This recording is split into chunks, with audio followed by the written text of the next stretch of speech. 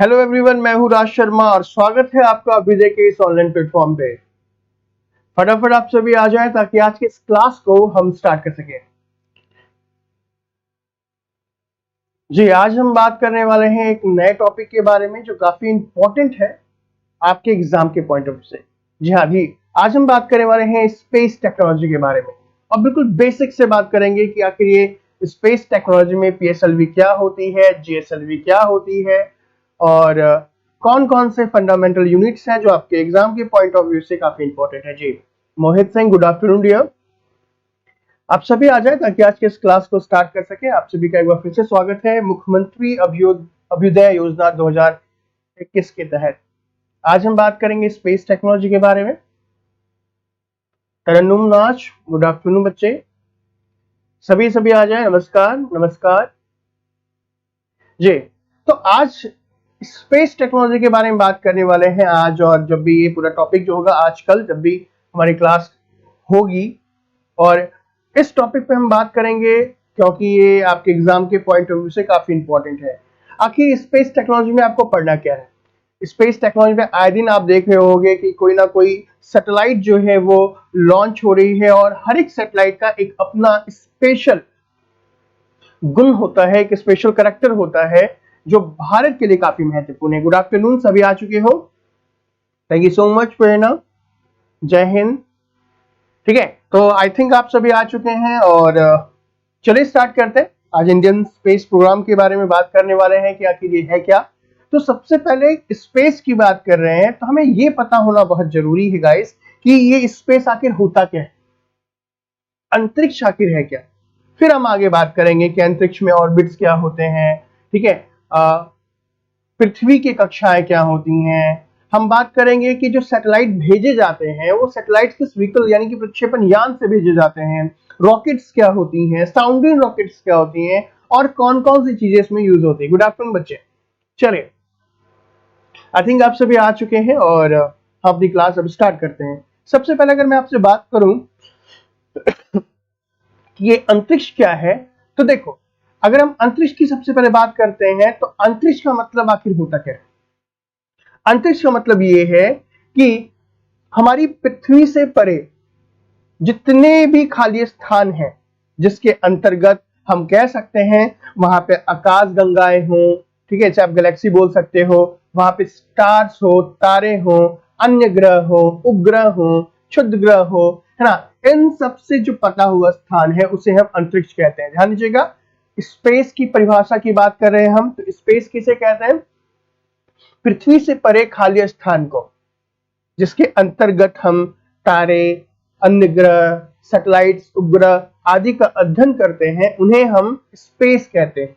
ठीक है, अब सवाल ये होता है कि सर स्पेस तो समझ में आ गया, बट स्पेस आखिर स्टार्ट कहां से होता है? और स्पेस की बात करें, अंतरिक्ष की बात करें, तो अंतरिक्ष कितने प्रकार के होते हैं? Good afternoon Om Singh.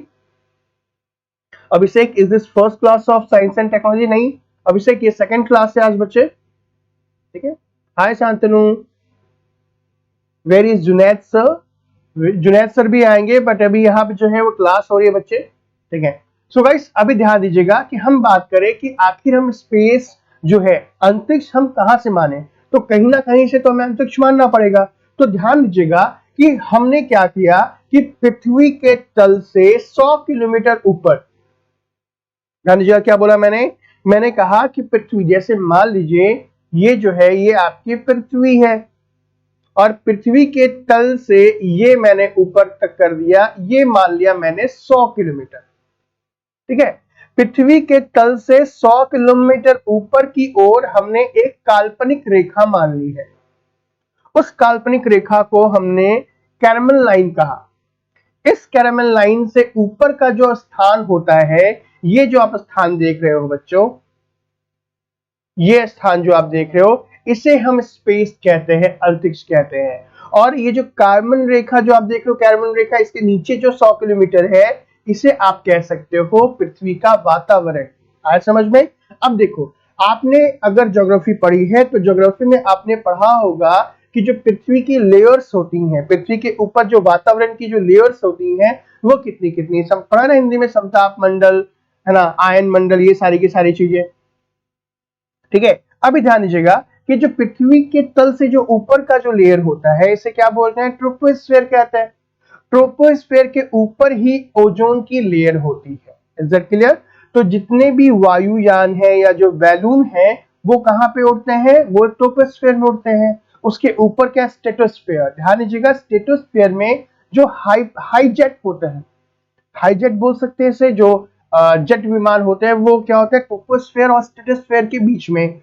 अब स्ट्रेटोस्फेयर के ऊपर में जो होता है वो मेसोस्फेयर होता है। जो भी आप आकाश में तारे टूटने की घटनाएं देखते हो वो मेसोस्फेयर में होता है। इसके जस्ट ऊपर की बात करें, ये रेखा देखो यहाँ पे, इसे हम कैरामन लाइन कहते हैं। ध्यान दीजिएगा, कैरामन लाइन किसे कह रहे हैं हम, कैरामन लाइन कह रहे हैं स्ट्रेटोस्फेयर, सॉरी मेसोस्फेयर और थर्मोस्फेयर के जो बीच में जो लाइंस होती हैं वो क्या होती है, कैरामन की रेखा होती है, कैरामन लाइन होती है। और उसी के ऊपर हमारा स्पेस स्टार्ट होता है, यानी कि इसके ऊपर जो थर्मोस्फेयर है और एक्सोस्फेयर, तो आप बोल सकते हो एक्सोस्फेयर मतलब आप कह सकते हो अंतरिक्ष का सबसे बाहरी भाग होता है।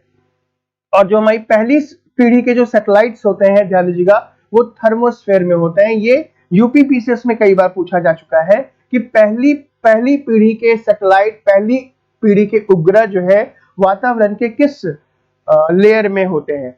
अगर गाइस आपको इस अर्थ के एटमॉस्फेयर के बारे में नहीं पता तो आप मुझे कमेंट करके बताएं, मैं आपको किसी दिन अर्थ के एटमॉस्फेयर यानी कि एक्सोस्फेयर, थर्मोस्फेयर, मेसोस्फेयर है ना, इन सभी के बारे में बहुत अच्छी तरीके से जानकारी दे दूंगा। एक क्लास हम इस पे भी कर लेंगे, लेकिन अगर आपको नहीं पता हो तब। जी हाँ, आप में से जितने लोग अभी जुड़ रहे हैं मेरे साथ, thank you so much. Geeta Dikshit, thank you. मौसम की घटना कहां होती है, मौसम की जो घटनाएं होती हैं वो ट्रोपोस्फेयर में होती हैं। ठीक है, गुड आफ्टरनून, कैसे हैं आप सर? मैं बहुत अच्छा हूं पूजा, आप कैसे हो? ठीक है, अगर आपको इस अर्थ के एटमॉस्फेयर के बारे में पता करना है या नहीं पता तो आप मुझे जरूर कमेंट करके बताएं, मैं आपको बहुत अच्छे से एक क्लास हम क्या करेंगे अर्थ के एटमॉस्फेयर पे भी ले लेंगे। ओके, रजनीश ने कहा है सर नहीं पता, कोई बात ना। अभिषेक ने कहा आई नो वेरी वेल, बहुत अच्छा। आजार जी बताएं, ठीक है। ओके, आप में से अगर लगे कि हाँ भाई बहुत लोगों को नहीं पता तो हम इस क्लास को एक क्लास ये भी कंडक्ट कर लेंगे, ठीक है।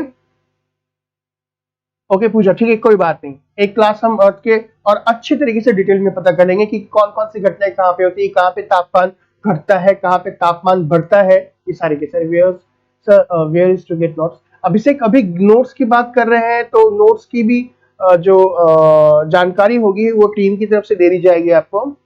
चलो ठीक है, यस सर बता देना, ठीक है। चलो आ जाओ, कार्बन रेखा समझ में आ गया। ध्यान दीजिएगा, आज हम स्पेस की बात कर रहे हैं और स्पेस में हम बहुत डिटेल से बात करने वाले हैं। ये बिल्कुल बेसिक टू एडवांस की बात करेंगे, नहीं ज्ञात है कोई बात नहीं। ध्यान दीजिएगा, तो हम स्पेस की बात कर चुके हैं, स्पेस किसे कहते हैं और कहां से स्टार्ट होता है। गाइस अब हम अगर बात करें कि कुछ ऑर्बिट्स होती है, यानी कि हम क्या करते हैं, अंतरिक्ष का उपयोग जो करेंगे वो हम कुछ किसके आधार पे कर सकते हैं, हम इसके बारे में पता करते हैं, ठीक है। हालांकि आप में से बहुत लोगों ने इसे पढ़ रखा होगा, ज्योग्राफी वाले सर ने जब आपको स्पेस पढ़ाया होगा, अंतरिक्ष पढ़ाया होगा तो उन्होंने बताया होगा, लेकिन फिलहाल क्योंकि मैं भी स्पेस बता रहा हूं तो मैं अपने अकॉर्डिंग आपको कुछ बता देता हूँ। ध्यान दीजिएगा, ये जो जितने भी वन लाइनर जो भी मैं बता रहा हूँ आपको पीसेस में बहुत ज्यादा पूछे जाते हैं, ठीक है। गुड आफ्टरनून बच्चे, ध्यान दीजिएगा, सबसे पहले ऑर्बिट्स की हम बात, ऑर्बिट्स बहुत सारी हैं, हम अंतरिक्ष का उपयोग कर रहे हैं, ठीक है। हम अंतरिक्ष का उपयोग कर रहे हैं किसके आधार पर, ऑर्बिट्स के आधार पर। तो सबसे पहला ऑर्बिट्स कौन सा है, इसे हम कहते हैं कौन सा, गैलेक्टोसेंट्रिक ऑर्बिट। ध्यान दीजिएगा, पहला ऑर्बिट जो है वो है गैलेक्टोसेंट्रिक ऑर्बिट। इसकी हिंदी हो भी सकती है, लेकिन ध्यान दीजिएगा पेपर में आपको गैलेक्टोसेंट्रिक ऑर्बिट ही पूछा जाएगा। तो बच्चों ध्यान दीजिएगा, गैलेक्टोसेंट्रिक ऑर्बिट किसे कहते हैं, गैलेक्टोसेंट्रिक ऑर्बिट उस ऑर्बिट यानी उस कक्षा को कहा जाता है जो हमारे गैलेक्सी के चारों तरफ घूमती रहती है। आया समझ में, मतलब अच्छा ऑर्बिट्स किसे कहते हैं, कक्षा किसे कहते हैं, एक वृत्ताकार पथ को ही हम कक्षा कह सकते हैं। गैलेक्टोसेंट्रिक ऑर्बिट उसे कहते हैं जो हमारे गैलेक्सी के चारों तरफ क्या करता है, मूव करता है। जैसे हमारा सोलर सिस्टम, हमारा सौर मंडल जो है वो किसके चारों तरफ घूम रहा है, वो हमारी आकाशगंगा मिल्की वे जो मंदाकिनी है उसके चारों तरफ घूम रहा है। तो यानी कि मैं बोल सकता हूं कि हमारा सोलर सिस्टम हमारी मंदाकिनी के चारों तरफ घूम रहा है, तो ऐसे ऑर्बिट को हम गैलेक्टोसेंट्रिक ऑर्बिट कहते हैं। क्लियर। दूसरा, दूसरा ऑर्बिट कौन सा है? देखो दूसरा ऑर्बिट है हियोसेंट्रिक ऑर्बिट। हियोसेंट्रिक ऑर्बिट किसे कहते हैं? हियोसेंट्रिक ऑर्बिट उस ऑर्बिट यानी कि उस कक्षा को कहा जाता है जो सूर्य के चारों तरफ क्या करे? घूर्णन करेगा है। Heliocentric orbit is one that goes around the sun, यानी कि सूर्य के चारों तरफ चक्कर लगाने वाली कक्षा जो होती है वो जो होती है हीलियोसेंट्रिक ऑर्बिट्स होती है। प्रवेश का क्या है? वेयर कम अल्ट्रावायलेट रेज इन अर्थ। ये हम बात करेंगे आपके जब एटमॉस्फेयर की बात करेंगे बच्चे। हम यहां बात करें स्पेस टेक्नोलॉजी के बारे में, हम यहां उसके बारे में बात करेंगे, ठीक है?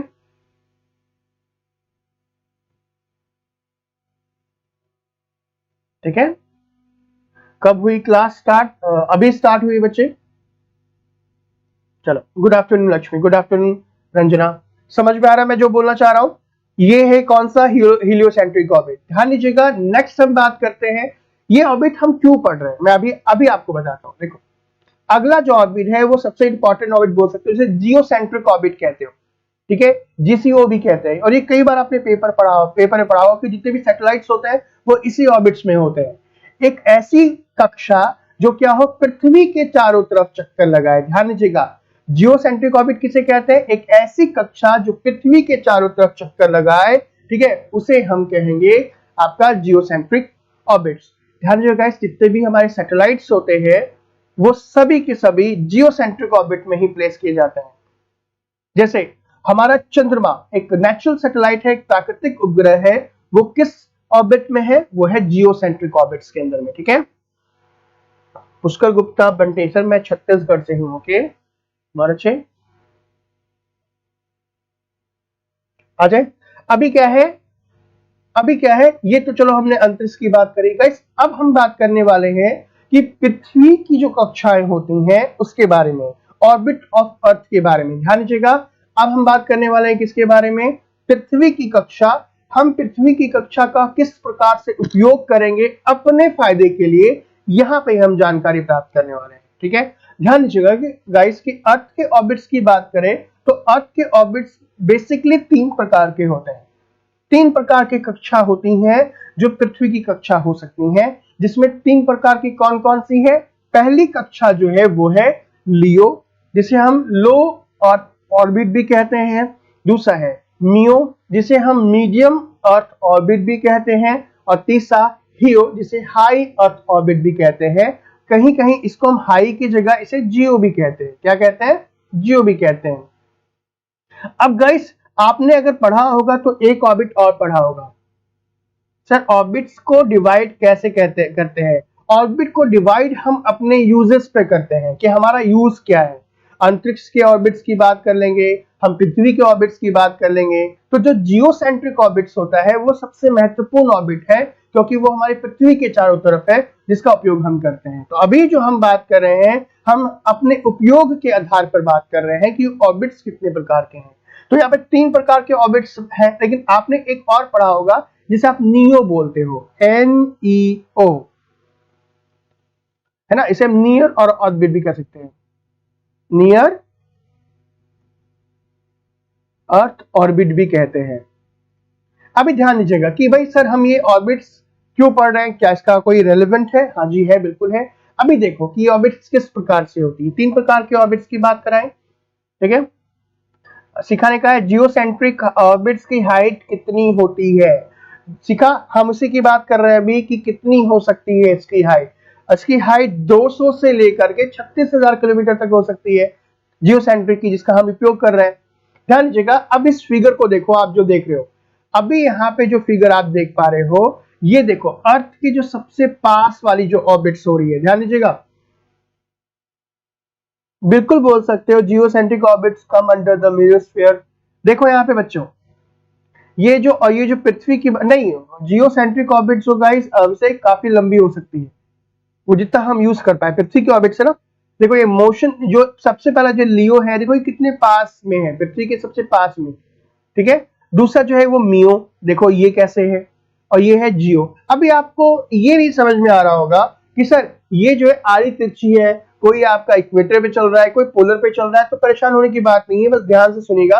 अभी मैं इस जितने भी लियो, जियो और मियो है, इसकी हाइट क्या क्या होती है मैं आपको वो बता देता हूं, क्योंकि तभी आप समझ पाओगे। अगर मैं आपको बोलूंगा कि रिमोट सेंसिंग सैटेलाइट कहां पे हो सकते हैं, अगर मैं आपको बोलूं कम्युनिकेशन सैटेलाइट कहां पे हो सकते हैं, तो ये जब तक आप इस ऑर्बिट के बारे में पता नहीं करोगे अच्छे तरीके से, समझ में नहीं आओगा। दीर्घवृत्ताकार में चक्का लगाते हैं, वो सारी क्या है, आप ध्यान से सुनिएगा ना, अच्छे से समझ में आएगा आपको, ध्यान दीजिएगा। ये देखो यहाँ पे एक चार्ट है जिसमें मैंने सारे ऑर्बिट्स के बारे में बात करी है। पहले ऑर्बिट्स की जब हम बात करें, पहला ऑर्बिट जो है ये है लो अर्थ ऑर्बिट, जिसे आप क्या बोल सकते हो, निम्न पृथ्वी की कक्षा। जो नियो है गाइस, वो कितनी, इसकी जो किलोमीटर है अर्थ के सरफेस से, वो कितनी हो सकती है, 200 से लेकर के 1200 हो सकती है। दूसरा क्या है, मीडियम अर्थ ऑर्बिट की बात करें, मियो की बात करें, तो क्या है, 1200 से लेकर के 35,790 तक हो सकती है। दूसरा जियोसिंक्रोनस ऑर्बिट की बात करें तो वो कितनी, 35,790 तक हो सकती है। जियो स्टेशनरी ऑर्बिट की बात करें तो हम बोल सकते हैं कि 35,790 तक हो सकती है। अब यहाँ पे आपको, आप यहाँ पे जितने भी हिंदी मीडियम वाले स्टूडेंट होंगे उनको ये लग रहा होगा सर ये जियो सिंक्रोनस ऑर्बिट क्या है, ये जियो स्टेशनरी ऑर्बिट क्या है। तो बच्चे घबराने की बात नहीं, मैं इसकी हिंदी भी बताऊंगा, बहुत अच्छे तरीके से बताऊंगा, बस आप मेरे पास बने रहे। और उसके बाद क्या है, जो हाई अर्थ ऑर्बिट है वो क्या है, ये 35,790 से अधिक भी हो सकती है। ठीक है, अब ये जो डाटा आप देख रहे हो, जो मैं अभी आपको बता रहा हूं कि सर मैंने तो लो अर्थ ऑर्बिट जो है 600 से 1200 पढ़ा है, तो इसमें घबराने की बात नहीं है। अलग अलग बुक में, अलग अलग नोट्स में ये हाइट जो है वो थोड़े बहुत अलग अलग हो सकते हैं। ठीक है, यहाँ पे मैंने एक एवरेज ले लिया है। ठीक है, आइए, अर्थ का व्यास कितना होता है, अर्थ का व्यास कितना होता है, ये ज्योग्राफी लेसन से पूछेगा।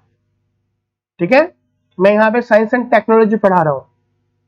अभी ध्यान दीजिएगा, अभी तक तो हमने बात कर ली कि भाई हम अर्थ के ऑर्बिट थे, लेकिन इन ऑर्बिट का उपयोग कैसे करेंगे हम। ध्यान दीजिएगा, हमने यहां बात किया है क्या कि अर्थ के ऑर्बिट्स की बात की, भाई कितने कितने ऑर्बिट्स, लियो क्या होता है, मियो क्या होता है, बट उपयोग के आधार हमें तो क्या जानना है, हमें अंतरिक्ष को नहीं जानना, हमें अंतरिक्ष को केवल इतना जानना है कि हम किस प्रकार से इसका उपयोग कर सकते हैं। तो अंतरिक्ष का जो उपयोग है वो हम कैसे करेंगे, हम उसके आधार पे करेंगे। ठीक है, तो हम अंतरिक्ष के उपयोग को दो ऑर्बिट में बांटेंगे, जिसको हम पहला पोलर ऑर्बिट बोल सकते हैं और दूसरा इक्वेटर ऑर्बिट बोल सकते हैं। तो ध्यान दीजिएगा, मैं एक फिगर बना के आपको समझाता हूं कि हम पृथ्वी का उपयोग किस प्रकार से करेंगे, किस किस ऑर्बिट में करेंगे। ठीक है, देखो ध्यान दीजिएगा बच्चे, मैं दो फिगर बता रहा हूं, ध्यान दीजिएगा। मैंने यहां पे एक ये बना ली पृथ्वी। ठीक है, हम सभी को अच्छे तरीके से पता है कि कितने पोल है, साउथ पोल और नॉर्थ पोल। ठीक है, हम यहाँ पे साउथ पोल बना लेते हैं और एक नॉर्थ पोल बना लेते हैं, ये हो गया पोल, जिसे आप हिंदी में ध्रुव कहते हो गया, ये भी हो गया आपका ध्रुव। अब ये जो पोर्शन देख रहे हो ये है इक्वेटर, भूस्थैतिक कक्षा। भाई अब गाइस हम जो उपयोग करेंगे ऑर्बिट्स का वो किन आधार पे करेंगे, पहला करेंगे पोल टू पोल। ये देखो, पोल टू पोल का मतलब हो गया, हमने क्या कहा, south pole to north pole, एक ऐसे, ये ऑर्बिट हो गया, एक ये कक्षा हो गई। ये जो कक्षा दिखाई दे रही है आपको, यानी कि साउथ पोल से नॉर्थ पोल की कक्षा, इसे हम कहते हैं पोलर ऑर्बिट। क्या बोलते हैं, पोलर ऑर्बिट, पोलर ऑर्बिट। ध्यान दीजिएगा, ये जो पोलर ऑर्बिट है ये जो है ये नियो होती है या लियो होती है, यानी कि ये जो पोल की हाइट देख रहे हो ये 200 से लेकर के 600 तक हो सकती है, इससे ज्यादा भी हो सकती है, लेकिन भाई 1200-1400 से ज्यादा क्या होगी। ठीक है, लेकिन दूसरी पृथ्वी की बात करें, दूसरे पृथ्वी का मतलब दूसरे कक्षा की जब हम बात करते हैं तो ये एक और ऑर्बिट बना लिया, ये देखो ये एक ऑर्बिट। ठीक है, तो ये जो ऑर्बिट है ये यहां से 36,000 किलोमीटर तक हो सकती है। तो एक ऐसा ऑर्बिट जो कहां पे हो, इक्वेटर पे हो। ठीक है, इक्वेटर पे हो, उसे भूस्थैतिक कक्षा कहते हैं, उसे क्या बोलेंगे हम, भूस्थैतिक कक्षा कहते हैं। ध्यान दीजिएगा गाइस। गुड आफ्टरनून कुमार, ये जो है कौन सी भूस्थैतिक कक्षा है, ध्यान दीजिएगा, कितने हजार किलोमीटर, 36,000 किलोमीटर। यानी कि हम जो ऑर्बिट्स का उपयोग दो प्रकार से करेंगे, पहला कौन सा, एक पोलर ऑर्बिट और दूसरा कौन सा, इक्वेटर ऑर्बिट। जो पोलर ऑर्बिट होती है वो कौन सी होगी आपकी, लियो होती है। क्या होती है, बेसिकली लियो होती है। और जबकि आपके जो 36,000 इक्वेटर होती है वो आपकी क्या हो सकती है, आपकी हियो भी हो सकती है, ठीक है, आपकी जियो भी हो सकती है।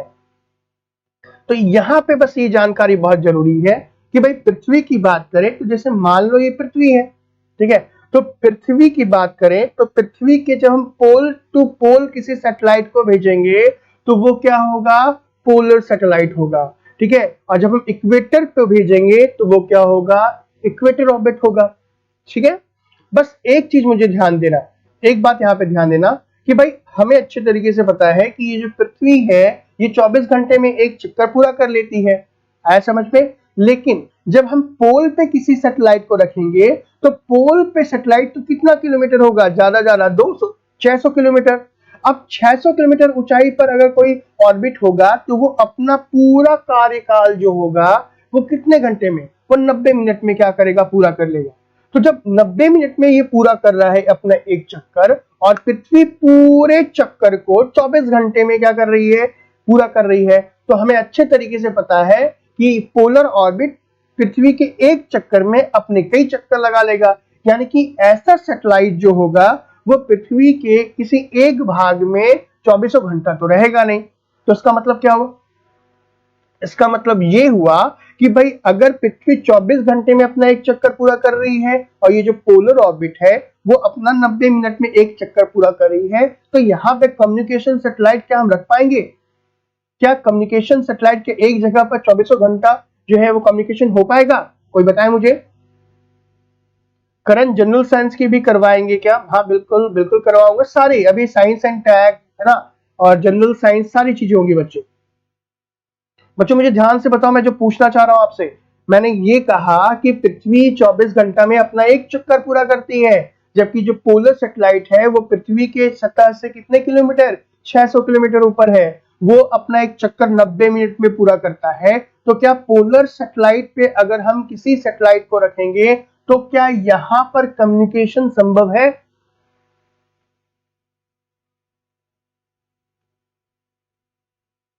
ठीक है, नहीं, बिल्कुल सही है, श्रेय ने कहा है नहीं सर। तो इसका मतलब ये कि पोलर सैटेलाइट, निर्भय ने कहा है सर मैं बीए फर्स्ट ईयर का स्टूडेंट हूं। देखो किसी भी ईयर के स्टूडेंट हो कोई फर्क नहीं पड़ता, ये जो क्लास है बच्चे बिल्कुल बेसिक से है, ठीक है, थोड़ा थोड़ा देखो समझ में आएगा। हाँ बिल्कुल सर, आज का टॉपिक तो बड़ा हार्ड है, इट्स वेरी, ये टॉपिक हार्ड नहीं है, ये साइंस एक्चुअली, टेक्नोलॉजी है तो थोड़ा सा तो लगेगा ही बच्चे। बिल्कुल सभी का आंसर आ चुका है कि भाई यहाँ पे जो है बिल्कुल सही, कमेंट करते रहे ताकि मुझे पता रहे। पोलर सैटेलाइट पे जो होगा वो कम्युनिकेशन सैटेलाइट नहीं लग सकेंगे। यहाँ पे जो सैटेलाइट होता है, पोल पे जो सैटेलाइट होगा वो रिमोट सेंसिंग सैटेलाइट होगा, ध्यान दीजिएगा। पोलर ऑर्बिट की जब हम बात करते हैं तो यहाँ पे कौन सा, तो यहाँ पे रिमोट सेंसिंग सैटेलाइट होती है। अब रिमोट सेंसिंग सैटेलाइट का मतलब क्या होता है, हिंदी में कहते हैं इसे, रिमोट सैटेलाइट को सुदूर संवेदी उपग्रह कहते हैं, ठीक है। लेकिन ठीक है चलो सबका आ गया है, ठीक है। अभी ध्यान देना, मैंने कहा कि भाई पृथ्वी के जो इक्वेटर है, ये जो इक्वेटर देख रहे हो, यहां से 36,000 किलोमीटर पे जो ऑर्बिट है जिसे आप हियो भी कहते हो, जियो स्टेशनरी ऑर्बिट कहते हो, ये बिल्कुल रुकी हुई होती है। यानी कि ये जो ऑर्बिट है, पृथ्वी जैसे जैसे जैसे घूमती है, जैसे जैसे घूमती है उसी तरीके से जो है आपका इक्वेटर ऑर्बिट भी घूमती है। तो यहाँ पे तो संभव है ना, कोई सैटेलाइट लगाऊंगा तो यहाँ पे कम्युनिकेशन सैटेलाइट संभव होती है। तो अभी देखो, अभी आप अच्छे तरीके से आपको समझ में आएगा। Thank you so much Pooja, thank you. अभी देखो मैं आपको बहुत अच्छे तरीके से समझाता हूं। हम बात कर रहे हैं कि पृथ्वी, हम अंतरिक्ष का उपयोग अपने आधार पे कैसे करेंगे, तो हम अंतरिक्ष का उपयोग जो है वो दो आधार पे करते हैं, दो ऑर्बिट्स पे करते हैं। पहला जो है वो कौन सा है, पोलर ऑर्बिट है। कौन सा ऑर्बिट है, polar. Thank you so much सपना। हाँ भास्कर, आज दूसरा क्लास है आज, ध्यान दीजिएगा। हम यहाँ पे क्या बात कर रहे हैं, हम पोलर ऑर्बिट्स की बात कर रहे हैं, जिसको हम ध्रुवीय कक्षा बोल सकते हैं ना, ध्रुवीय कक्षा। देखो देखो ध्रुवीय कक्षा की बात क्या की मैंने कहा कि बेबी पृथ्वी है, पृथ्वी के कितने किलोमीटर ऊपर, 200 से लेकर के 600 किलोमीटर ऊपर, आप 400 भी बोल सकते हो। इसके ऊपर जो एक ऑर्बिट्स होगा उस ऑर्बिट्स को हम पोलर ऑर्बिट कहेंगे। क्या बोलेंगे? ध्रुवीय कक्षा कहेंगे, ध्यान दीजिएगा, पोलर ऑर्बिट कहेंगे। इसका जो एंगल होगा, जो झुकाव कोण है, वो कितने डिग्री है गाइस? 90 डिग्री है। और दूसरा, हाइट कितनी है इस ऑर्बिट की? 400 से लेकर के 600। मैंने आपको क्या बताया कि जो ऑर्बिट की ये जो हाइट है वो क्या होगी? आप इसको नियर अर्थ ऑर्बिट भी कह सकते हो, ओके, इसको आप लियो भी कह सकते हो, लो अर्थ ऑर्बिट भी कह सकते हो। और ये ऑर्बिटल पीरियड का मतलब क्या होता है? इसका जो घूर्णन समय होगा, मतलब कि पृथ्वी के चारों तरफ, ये चारों तरफ का मतलब पोल टू पोल, जो इसकी अवधि होगी सैटेलाइट के घूमने की, वो 90 मिनट होगी। ठीक है, ओके। प्रेरणा ने कहा है कौन सा सैटेलाइट होगा, समझ में नहीं आया, मैं बताता हूं। Sir you are looking currently looking as an, ऐसा नहीं है यार, ऐसा कुछ नहीं है। Thank you by the way. देखो कौन सा सैटेलाइट होगा, देखो सैटेलाइट हमेशा ध्यान रखना प्रेरणा कि दो प्रकार के होते हैं। एक को बोलते हैं रिमोट सेंसिंग, सुदूर संवेदी उपग्रह, और दूसरा होता है कम्युनिकेशन सैटेलाइट, जिसको हम क्या बोलते हैं? संचार उपग्रह। हमेशा इस बात का ध्यान रखेंगे कि हमारे पास नहीं, पूरे के पूरे अर्थ पर, पूरे के पूरे विश्व में दो प्रकार के ही सैटेलाइट होते हैं। उसको आगे जाके हम अलग कैटेगराइज कर सकते हैं। दो प्रकार के क्या होंगे? एक रिमोट सेंसिंग सैटेलाइट, ठीक है, और दूसरा देखिए क्या, दूसरा क्या आपका कम्युनिकेशन सैटेलाइट। तो पहला जो है वो है रिमोट सेंसिंग सैटेलाइट। ये जो रिमोट सेंसिंग होते हैं, सुदूर संवेदी, इसको आप इस तरीके से कह सकते हो कि पृथ्वी से दूर रहकर कोई क्या करे? पृथ्वी का अवलोकन करे, परीक्षण करे, उसे रिमोट सेंसिंग कहते हैं। बेसिकली क्या कि पृथ्वी के बारे में जानकारी प्राप्त करना ही रिमोट सेंसिंग का काम होता है। अब बोलोगे सर पृथ्वी के बारे में क्या जानकारी प्राप्त करना? भाई बहुत सारी चीजें। अब अगर आप ज्योग्राफी पढ़ते हो तो ज्योग्राफी में आप मैप देखते हो। भाई मैप का मतलब क्या कि भाई किसी भी पठार की ऊंचाई कितनी है, एवरेस्ट की ऊंचाई कितनी है ना, कहां पर जल कितनी दूर तक है, समुद्र कितने दूर तक फैला गया है। मान लो अगर वन में किसी आग लग गई तो सैटेलाइट से पता करते हैं, या फिर हमें कोई सैटेलाइट ब्रॉडकास्टिंग करनी हो, या जैसे मौसम के बारे में पता करना हो। तो आपने कभी सोचा है कि मौसम के बारे में भविष्यवाणी कैसे होती है? तो ये सभी क्या है? पृथ्वी से दूर जो सैटेलाइट्स होते हैं वो क्या करते हैं? पृथ्वी का अवलोकन करते हैं, परीक्षण करते हैं। तो उस प्रकार के सैटेलाइट को हम रिमोट सेंसिंग सैटेलाइट कहते हैं। और अगर हम कम्युनिकेशन करें, कम्युनिकेशन का मतलब क्या? जैसे फोन पे बात हो रही है, टेलीमेडिसिन, ये अभी लाइव क्लास चल रही है, तो लाइव क्लास चल रही है तो सैटेलाइट को लगातार होना चाहिए। जैसे आप टीवी देखते हो तो टीवी में क्या देख रहे हो? आप लगातार देखते हो ना टीवी, तो वो सारे चैनल्स आते हैं, तो वो कम्युनिकेशन सैटेलाइट है। ठीक है, वेदर बताया जा सकता है, बिल्कुल। ये क्लास कब से स्टार्ट हुई है? ये क्लास कल से स्टार्ट हुई है बच्चे। आज हमारी सेकंड क्लास है, 3 बजे से लेकर 3:30 बजे तक, 3 से 4:30 तक। ठीक है, ध्यान दीजिएगा, ध्यान दीजिएगा, मैं फिर से कह रहा हूं कि हम पोलर सैटेलाइट की बात कर रहे हैं, पोलर ऑर्बिट की बात कर रहे हैं। पोलर ऑर्बिट का झुकाव कोण 90 डिग्री है, हाइट 400 से 600 किलोमीटर है, ऑर्बिटल पीरियड 90 मिनट। और यहाँ पे रिमोट सेंसिंग सैटेलाइट को, यानी कि वैसे सैटेलाइट जिसके द्वारा हम क्या कर सके? हम पृथ्वी का अवलोकन कर सके, वो सैटेलाइट यहाँ पे होते हैं। ठीक है, और इस प्रकार से सैटेलाइट से हम क्या कर सकते हैं? हम पृथ्वी पर किसी भी देश की जासूसी भी कर सकते हैं। आपने अगर वो पोखरण मूवी देखी होगी तो आपको पता होगा है ना, कि हर 2-2 घंटे पे वो आ रहा है ना, वो परीक्षण कर रहा है। तो ये रिमोट सेंसिंग सैटेलाइट होता है। 24 घंटे के अंदर में ये जो है सभी देश के ऊपर से कितनी बार गुजरेगा हमें भी नहीं पता। अब भाई ध्यान रखना, अब ये सवाल यहाँ पे कि सर ठीक है, ये बात तो आपने बता दी कि जो पृथ्वी के 600 किलोमीटर ऊपर की बात कर रहे हैं, तो यहाँ पे जो ऑर्बिट्स होगा, यहाँ पे जो ऑर्बिट्स होगा, इसे आपने क्या कह दिया? इसे कह दिया पोलर ऑर्बिट। क्या बोल दिया? Polar orbit. सर यहाँ पे जो सैटेलाइट्स होंगे, वहां पे कौन से सैटेलाइट होंगे? आरएस सैटेलाइट, यानी कि रिमोट सेंसिंग सैटेलाइट। लेकिन ये बताओ कि या इस ऑर्बिट में सैटेलाइट को पहुंचाने के लिए हमारे पास कुछ ना कुछ तो व्हीकल होना होगा ना। तो अब पृथ्वी से यहां तक सैटेलाइट को पहुंचाने के लिए हमारे पास एक व्हीकल की जरूरत होगी, प्रक्षेपण यान की जरूरत होगी। तो जो प्रक्षेपण यान यहां पर पोलर ऑर्बिट में क्या करेंगे? उपग्रह को पहुंचाएंगे, उसे ही कहते हैं हम PSLV। क्या बोलेंगे? Thank you so much Nitesh.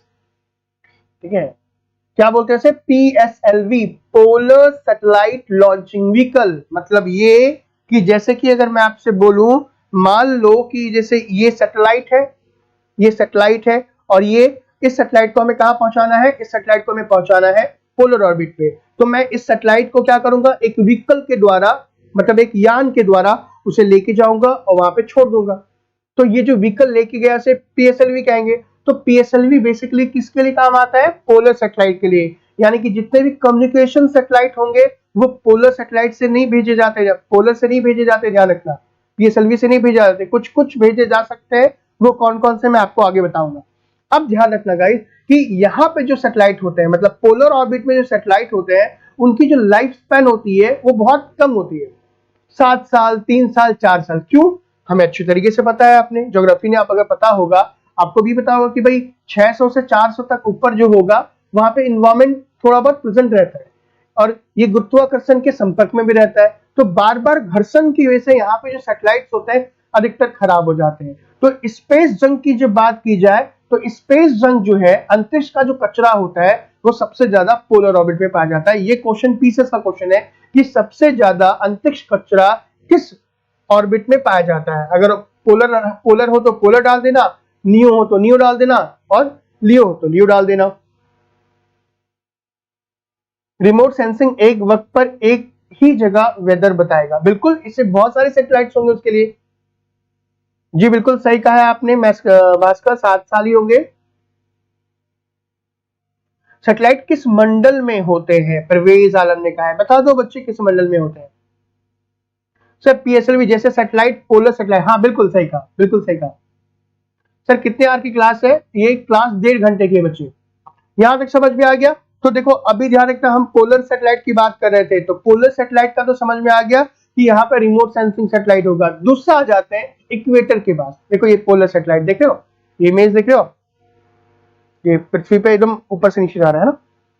चलो देखो इक्वेटर ऑर्बिट क्या है, आप इस फिगर में देख सकते हो कि पृथ्वी से 36,000 किलोमीटर दूर जो ऑर्बिट्स होती हैं उसे इक्वेटर इक्वेटर बोल सकते हो, इक्वेटोरियल ऑर्बिट बोल सकते हो, भूस्थैतिक कक्षा बोल सकते हो।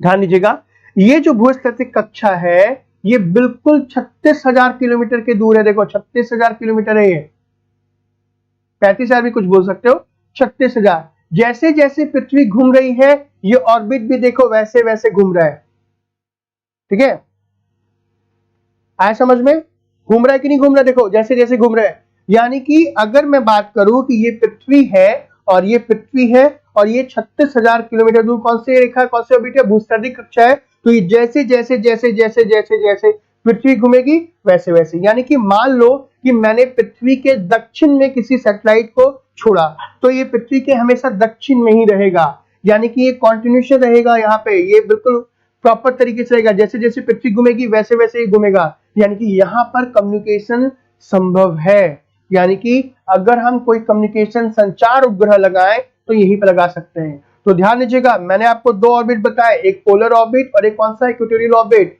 एक ध्रुवीय कक्षा और एक भूस्थैतिक कक्षा। तो अगर क्वेश्चन इस तरीके से आए कि जो रिमोट सेंसिंग सैटेलाइट संदूर संवेदी उपग्रह होते हैं वो किस कक्षा में होते हैं, या फिर कम्युनिकेशन सैटेलाइट किस कक्षा में होते हैं, तो आप बहुत अच्छे तरीके से एबल हो। हम थोड़ा सा डिटेल में इसकी जानकारी ले लेते हैं कि और क्या क्या हो सकता है, चलो देखा जाए, ठीक है।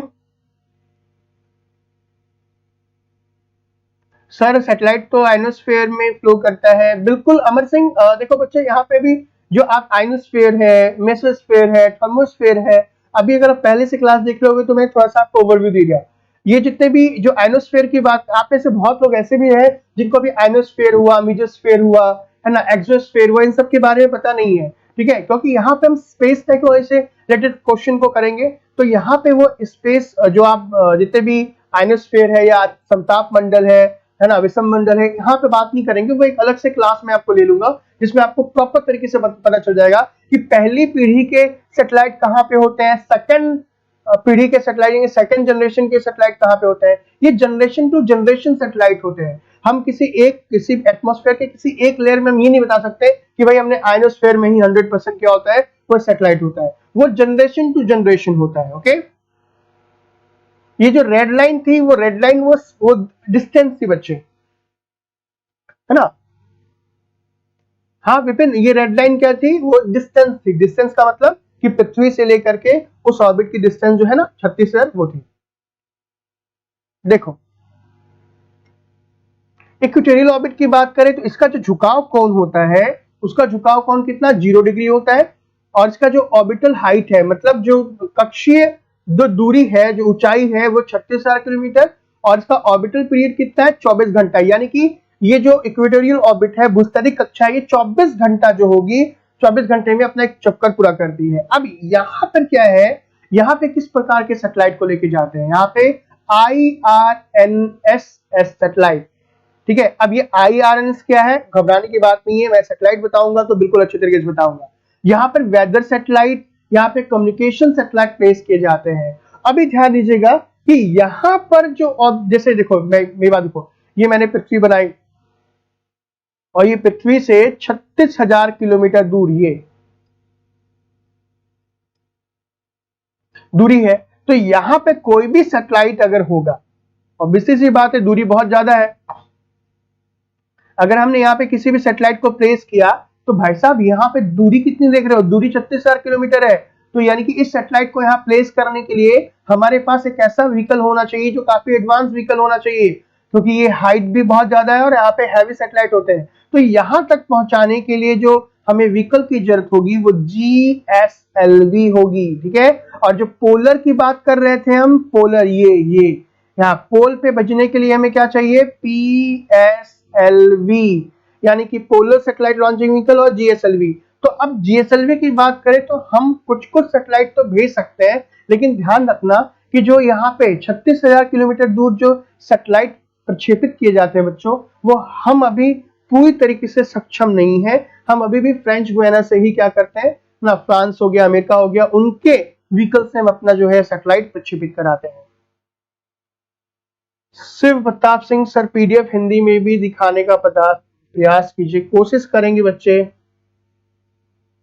पूजा ने कहा है आप सर हिंदी में भी स्लाइड को दिखाएं। सर आप बाइलिंगुअल में भी पढ़ा सकते हैं, कोई दिक्कत नहीं, बट आप स्लाइड को थोड़ा थोड़ा हिंदी में रखिए। ओके, कोई बात नहीं। आप सभी के जो विचार है मैं उनको लेता हूं। मैं कोशिश करूंगा कि कुछ जो हो हिंदी में भी हो, परेशान ना हो। आपने जो ये सुझाव दिया है, मैं जरूर उसे आने वाले क्लास में पूरा करने की कोशिश करूंगा, ठीक है। चलिए, जय हिंद, जय भारत।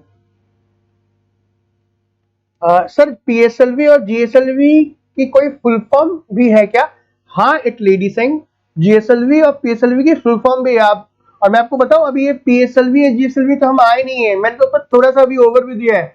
हम PSLV के बारे में पूरे डिटेल से पता करेंगे कि PSLV क्या होती है, उस मिसाइल के कितने, मिसाइल बोल रहा हूं, उसके कितने स्टेज होते हैं, कौन कौन सा उसमें फ्यूल यूज होता है, कितने प्रकार की होते हैं, हमारे पास कौन कौन सी है। GSLV चंद्रयान जो देखा था ना, चंद्रयान 1, चंद्रयान 2, मंगलयान, वो किस PSLV के द्वारा भेजे गए थे, है ना। ये सारी चीजें मैं डिटेल से बताऊंगा, बस आप आराम से पढ़ें। हाँ हाँ बिल्कुल हिंदी में होगा sir. English is better as you as speaking is Hindi too. Okay Phoenix, ठीक है सर। प्लीज आप अब तक जो टॉपिक पढ़ा चुके हैं बाद में रिपीट कर दें। हाँ बिल्कुल कर देंगे। चलिए सर, समझ में कम आएगा पढ़ाई से, ठीक है। चलो पढ़ा रहा हूँ, ये समझ में आ गया।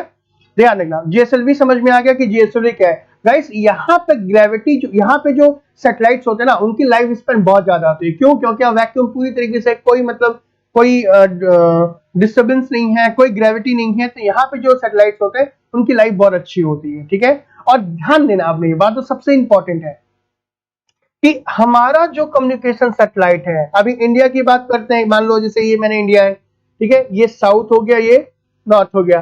तो अब गाइस हमारा जो DTH है, डायरेक्ट टू होम, वो हमारे वो जो सैटेलाइट है, वो जो इंडिया है, इंडिया के दक्षिण में, कहां पे? इंडिया के दक्षिण में है। इसी कारण से देखो, आपके घर पे, मेरे घर पे, चाहे दिल्ली में हो, कर्नाटक में हो, कन्याकुमारी में हो, है ना, कश्मीर में हो, कहीं भी हो, आप देखना अपना जो डिश एंटीना होता है वो हमेशा दक्षिण की ओर ही लगाते हैं। क्यों? कभी सोचा है साउथ में ही हमेशा क्यों लगाते हैं? क्योंकि भाई साहब हमारा जो सैटेलाइट है कम्युनिकेशन सैटेलाइट है, डीटीएच वाली जो सैटेलाइट है वो कहाँ पे, भारत के दक्षिण में है। इसी कारण से हमने डिश एंटीना कहाँ रखा है, दक्षिण में। और अगर हल्का सा उसे टेढ़ा मेढ़ा कर दो तो सिग्नल नहीं आएगा। चलो क्लियर है, ये आपको ऑर्बिट समझ में आ गया। एक ऑर्बिट और भी है, हालांकि छोटा सा ऑर्बिट है, एक बार उसे भी देख लेते हैं। इसे हम कहते हैं सूर्य समकालीन ऑर्बिट बोल सकते हो। क्या बोल सकते हैं, सूर्य समकालीन, सन सिंक्रोनस ऑर्बिट बोलते हैं इसे। ये भी एक प्रकार का पोलर सैटेलाइट ही है। क्या है, ये भी एक प्रकार का पोलर सैटेलाइट ही है, लेकिन ये हमेशा सूर्य की तरफ ही रहता है और हमेशा सूर्य की रोशनी इस पर पड़ती रहती है। और ये इसकी हाइट लगभग वही 600 से 800 किलोमीटर तक होती है, 600 से 800 किलोमीटर तक होती है। और बेसिकली इसका उपयोग हम कहाँ करते हैं, अर्थ के ऑब्जर्वेशन में, पृथ्वी है ना, पृथ्वी के अवलोकन में करते हैं, परीक्षण में करते हैं। पृथ्वी पे क्या मतलब वेदर कास्टिंग के लिए, सोलर स्टडी के लिए, ठीक है, और जासूसी के लिए, इन सब के लिए सूर्य सन सिंक्रोनस ऑर्बिट का उपयोग किया जाता है बच्चे। अब देखो थोड़ा सा फैक्ट है यहाँ पे, कुछ कल लोगों ने कहा था, ऐसा थोड़ा सा पीसेस के लाइक फैक्ट भी बता दीजिए, ठीक है। अभी देखो सबसे पहले ध्यान रखना कि जो रसिया है 1957 में इन्होंने अपना पहला आर्टिफिशियल सैटेलाइट जो है स्पुतनिक भेजा था। अगर क्वेश्चन ये आए कि दुनिया का सबसे पहला आर्टिफिशियल सैटेलाइट जो था, सैटेलाइट का मतलब क्या होता है, उपग्रह बोलते हैं, जो पृथ्वी के चारों तरफ चक्कर लगाए है उसे हम क्या बोलते हैं, सैटेलाइट बोलते हैं। तो पहला जो सबसे पहला कृत्रिम सैटेलाइट रसिया ने 1957 में भेजा था। दूसरा 1966 में Indian national committee for space research का निर्माण किया गया, जो डॉक्टर विक्रम साराभाई के नेतृत्व में बना गया था। हुआ ये कि भाई जब हम आजाद हुए तो आजादी के कुछ सालों के बाद हमें आवश्यकता हुई कि भाई सब कुछ सही है, अंतरिक्ष के क्षेत्र में हमें भी आगे बढ़ना चाहिए, ताकि हम क्या कर सके, इन फ्यूचर हम आत्मनिर्भर हो सके टेक्नोलॉजी के मामले में। तो साराभाई यानी कि डॉक्टर विक्रम साराभाई ने 1962 को क्या बनाया, Indian national committee for space research बनाया। फिर बाद में ध्यान रखना 1969 में ये जो Indian national committee for space research है उसका नाम चेंज कर दिया गया इंडियन स्पेस रिसर्च ऑर्गेनाइजेशन यानी कि इसरो। ये भी डॉक्टर विक्रम साराभाई के निर्देश में किया गया। अब क्वेश्चन किस तरीके से सकता है कि भाई इसरो पहले किस नाम से जाना जाता था, या इसरो का निर्माण पहले किस संस्था से हुआ। उसके बाद में गाइस इसरो का हेडक्वार्टर बंगलोर है, ठीक है। फिर बाद में 1972 में डॉक्टर प्रोफेसर सतीश धवन के निर्देशन में डिपार्टमेंट ऑफ स्पेस का गठन किया गया, और अब जो इसरो है वो डिपार्टमेंट ऑफ स्पेस के अंदर में काम करता है, ठीक है। ठीक है नीलम, हिंदी और इंग्लिश दोनों का यूज करेंगे, ठीक है। पीडीएफ सब मिलेगी, पहले आप क्लास तो कर लो। चलो अभी ध्यान देखेंगे, अब सबसे इंपॉर्टेंट पार्ट आ गया। अभी तक हम जो भी बातें कर रहे थे वो बिल्कुल एक ओवरव्यू कि भाई आपको ये पता चल जाए, अगर जैसे पेपर पढ़ोगे तो हाँ लियो में गया, पोलर पे गया, इक्वेटर गया। अब ध्यान दीजिएगा, जब हम अपनी स्पेस की बात करते हैं, स्पेस टेक्नोलॉजी की बात करते हैं, तो स्पेस टेक्नोलॉजी को जो सबसे पहला चरण था स्पेस टेक्नोलॉजी में, उसे हम कहते हैं फेज ऑफ टेक्नोलॉजिकल डेमोन्स्ट्रेशन, ठीक है, फेज ऑफ टेक्नोलॉजिकल डेमोन्स्ट्रेशन। इसके अंतर्गत क्या किया गया, इसके अंतर्गत हमने दो प्रोग्राम किए। दो प्रोग्राम का मतलब क्या हो गया, पहला डेवलपमेंट ऑफ लॉन्चिंग व्हीकल और दूसरा था डेवलपमेंट ऑफ सैटेलाइट। बच्चों ध्यान रखना, ये जो टॉपिक है, दो topic, development of launching vehicle और डेवलपमेंट ऑफ सैटेलाइट, ये बहुत अच्छे तरीके से आपको पढ़ना है, ठीक है। यहाँ पे कोई चीज समझ में नहीं आए तो मुझे पूछना। जो अभी जो मैंने पिछले बताया वो बिल्कुल ओवरव्यू दिया, आपको समझ में आया कि भाई अब जो मैं बताने वाला हूं वो और अच्छे तरीके से समझ में आएगा, ठीक है। सर इंडिया 100+ सैटेलाइट एक साथ लॉन्च कर सकता है, पर क्या हमारे पास अपना लॉन्चिंग व्हीकल नहीं है? How it possible? दीपक, हमारे पास अपना लॉन्चिंग व्हीकल है, हमारे पास PSLV भी है, हमारे पास GSLV भी है, लेकिन हमारे पास अभी 36,000 किलोमीटर दूर तक हैवी सैटेलाइट को 5,000 से लेकर 6,000 वजनी सैटेलाइट को लॉन्च करने की क्षमता नहीं है। इसी के चक्कर में हम क्या कर रहे हैं, प्रयास कर रहे हैं। अभी आप मेरी बात पूरी तरीके से सुनिए, आपको समझ में आ जाएगा। जो आप बोल रहे हो कि 100 सैटेलाइट एक साथ कर सकते, भाई साहब 100 सैटेलाइट को लॉन्च कहां पे किया जा रहा है ये मायने रखता है। भाई 400 किलोमीटर दूर, 500 किलोमीटर दूर, हम 36,000 किलोमीटर की बात कर रहे हैं। क्या 100 सैटेलाइट को 36,000 किलोमीटर दूर तक प्रक्षेपित करने में भारत सक्षम है? इसका आप जवाब दीजिएगा। और मैं आपको अभी बताऊंगा ना, अभी तो हमने प्रक्षेपण यान की बात ही नहीं करी है। कौन कौन से सैटेलाइट है हमारे पास, कौन कौन से प्रक्षेपण यान किन किन सैटेलाइट को प्रक्षेपित कर चुकी है, वो भी बात करेंगे। ध्यान दीजिएगा, ये दो टॉपिक सबसे इंपॉर्टेंट है, ध्यान दीजिएगा।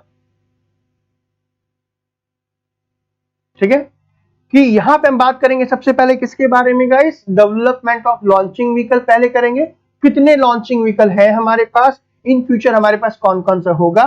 फिर हम बात करेंगे डेवलपमेंट ऑफ सैटेलाइट कि हमारे पास किस किस प्रकार के सैटेलाइट्स हैं। तो चलिए सबसे पहले हम बात कर लेते हैं डेवलपमेंट ऑफ लॉन्चिंग व्हीकल के बारे में, यानी कि प्रक्षेपण यान के बारे में। पहला क्या है? Development of launching vehicle. भाई लॉन्चिंग व्हीकल, प्रक्षेपण यान बेसिकली क्या होते हैं वो ध्यान दीजिएगा। इसकी परिभाषा की जब हम बात करें, सिंपल सा है, अ लॉन्च व्हीकल और carrier rocket is a rocket used to carry a satellite from earth surface into outer surface. ध्यान देना, देखो ये मैंने कर दी, ये बना दी पृथ्वी से दूर स्पेस में, यानी कि ये जो है आपका स्पेस हो गया। पृथ्वी से स्पेस में सैटेलाइट उपग्रह को पहुंचाने के लिए जिस भी रॉकेट का उपयोग किया जाता है, जिस भी व्हीकल का उपयोग किया जाता है, उसे हम लॉन्चिंग व्हीकल कहते हैं। लॉन्चिंग व्हीकल या प्रक्षेपण यान कहते हैं। पृथ्वी से परे दूर अंतरिक्ष में किसी भी उपग्रह को पहुंचाने के लिए जिस वाहन का उपयोग हम करते हैं उसे हम क्या बोलते हैं? प्रक्षेपण यान कहते हैं। प्रक्षेपण यान की बात की जाए तो प्रक्षेपण यान दो प्रकार के होते हैं, इस बात का ख्याल रखेंगे। पहला कौन सा? साउंडिंग रॉकेट, और दूसरा होता है लॉन्चिंग रॉकेट। आपने सभी ने लॉन्चिंग रॉकेट के बारे में तो सुना है, बट ये साउंडिंग रॉकेट के बारे में आपने नहीं सुना, जबकि महत्वपूर्ण है। साउंडिंग रॉकेट क्या होती है? बिल्कुल सही कहा उदय सर जी, 104 सैटेलाइट को पीएसएलवी द्वारा लॉन्च किया गया है लियो में। जी जितना सर पढ़ाए हैं उसका नोट्स है हमारे पास सौरभ जी। बिल्कुल, प्रताप ने कहा सर पीएसएलवी, जीएसएलवी, एएसएलवी और एसएलवी, बिल्कुल सही, ये सभी के सभी लॉन्चिंग रॉकेट है। अब भाई अब यहाँ पे आप कंफ्यूज होंगे कि सर ये साउंडिंग रॉकेट और ये लॉन्चिंग रॉकेट क्या होती है, तो हम एक बार डिस्कस कर लेते हैं इसमें। ध्यान दीजिएगा, सबसे पहले हम बात करें साउंडिंग रॉकेट के बारे में। ध्यान रखना, ये एक स्पेशल प्रकार के रॉकेट्स होते हैं। ठीक है, अब ये जो साउंडिंग रॉकेट होते हैं उसमें जो फ्यूल का उपयोग किया जाता है, फ्यूल इन द सेंस आपको समझ में आ रहा होगा कि भी रॉकेट को जाने के लिए फ्यूल तो चाहिए। ठीक है, अब इसमें फ्यूल के रूप में साउंडिंग रॉकेट में एक स्टेज में या दो स्टेज में क्या होता है? ठोस ईंधन का उपयोग करते हैं। क्या करते हैं? ठोस ईंधन का उपयोग। अब ये सोचोगे सर ईंधन यानी कि फ्यूल क्या क्या यूज करते हैं? Solid, liquid.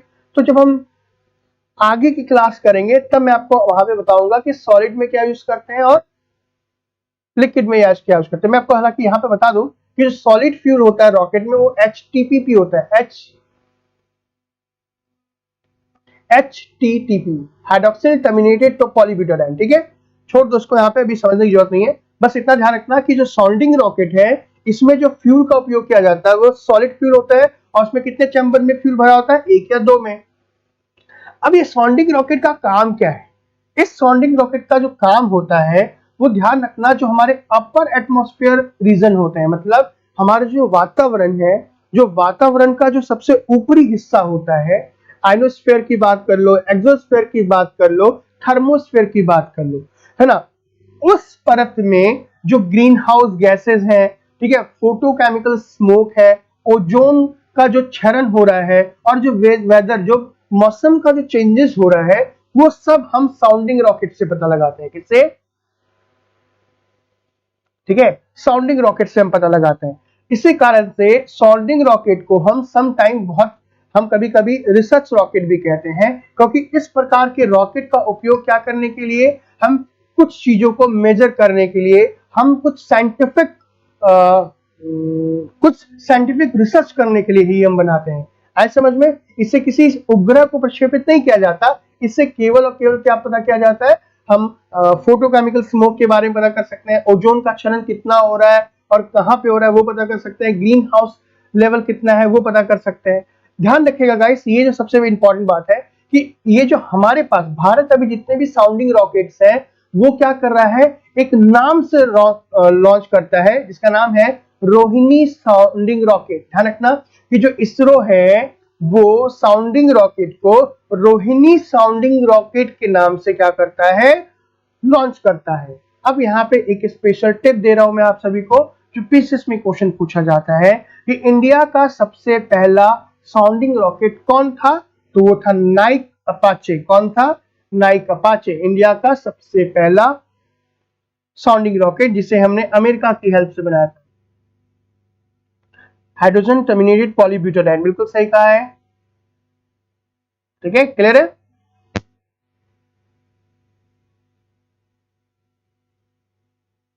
क्लियर है, आगे बढ़े।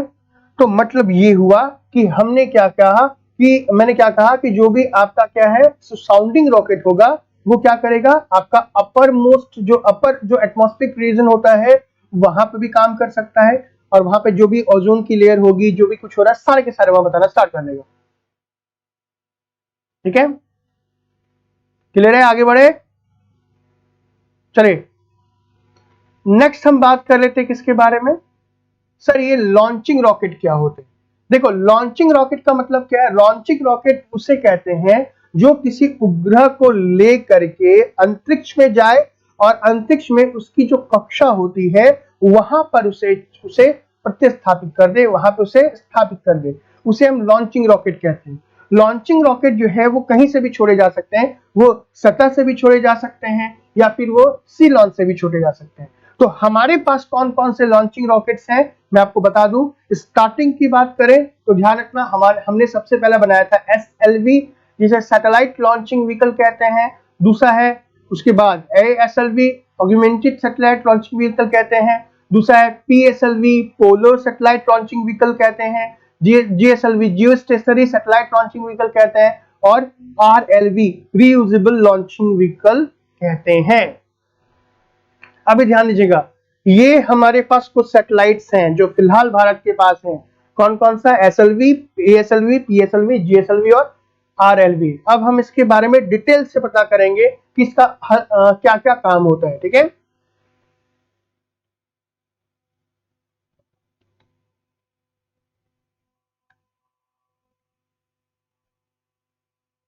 हाँ मनोज कौशिक मैं करवा दूंगा बच्चे। सर मार्स मिशन में लॉन्चिंग व्हीकल इंडिया नहीं था, मतलब क्या कहना चाह रहे हो बताओ मुझे।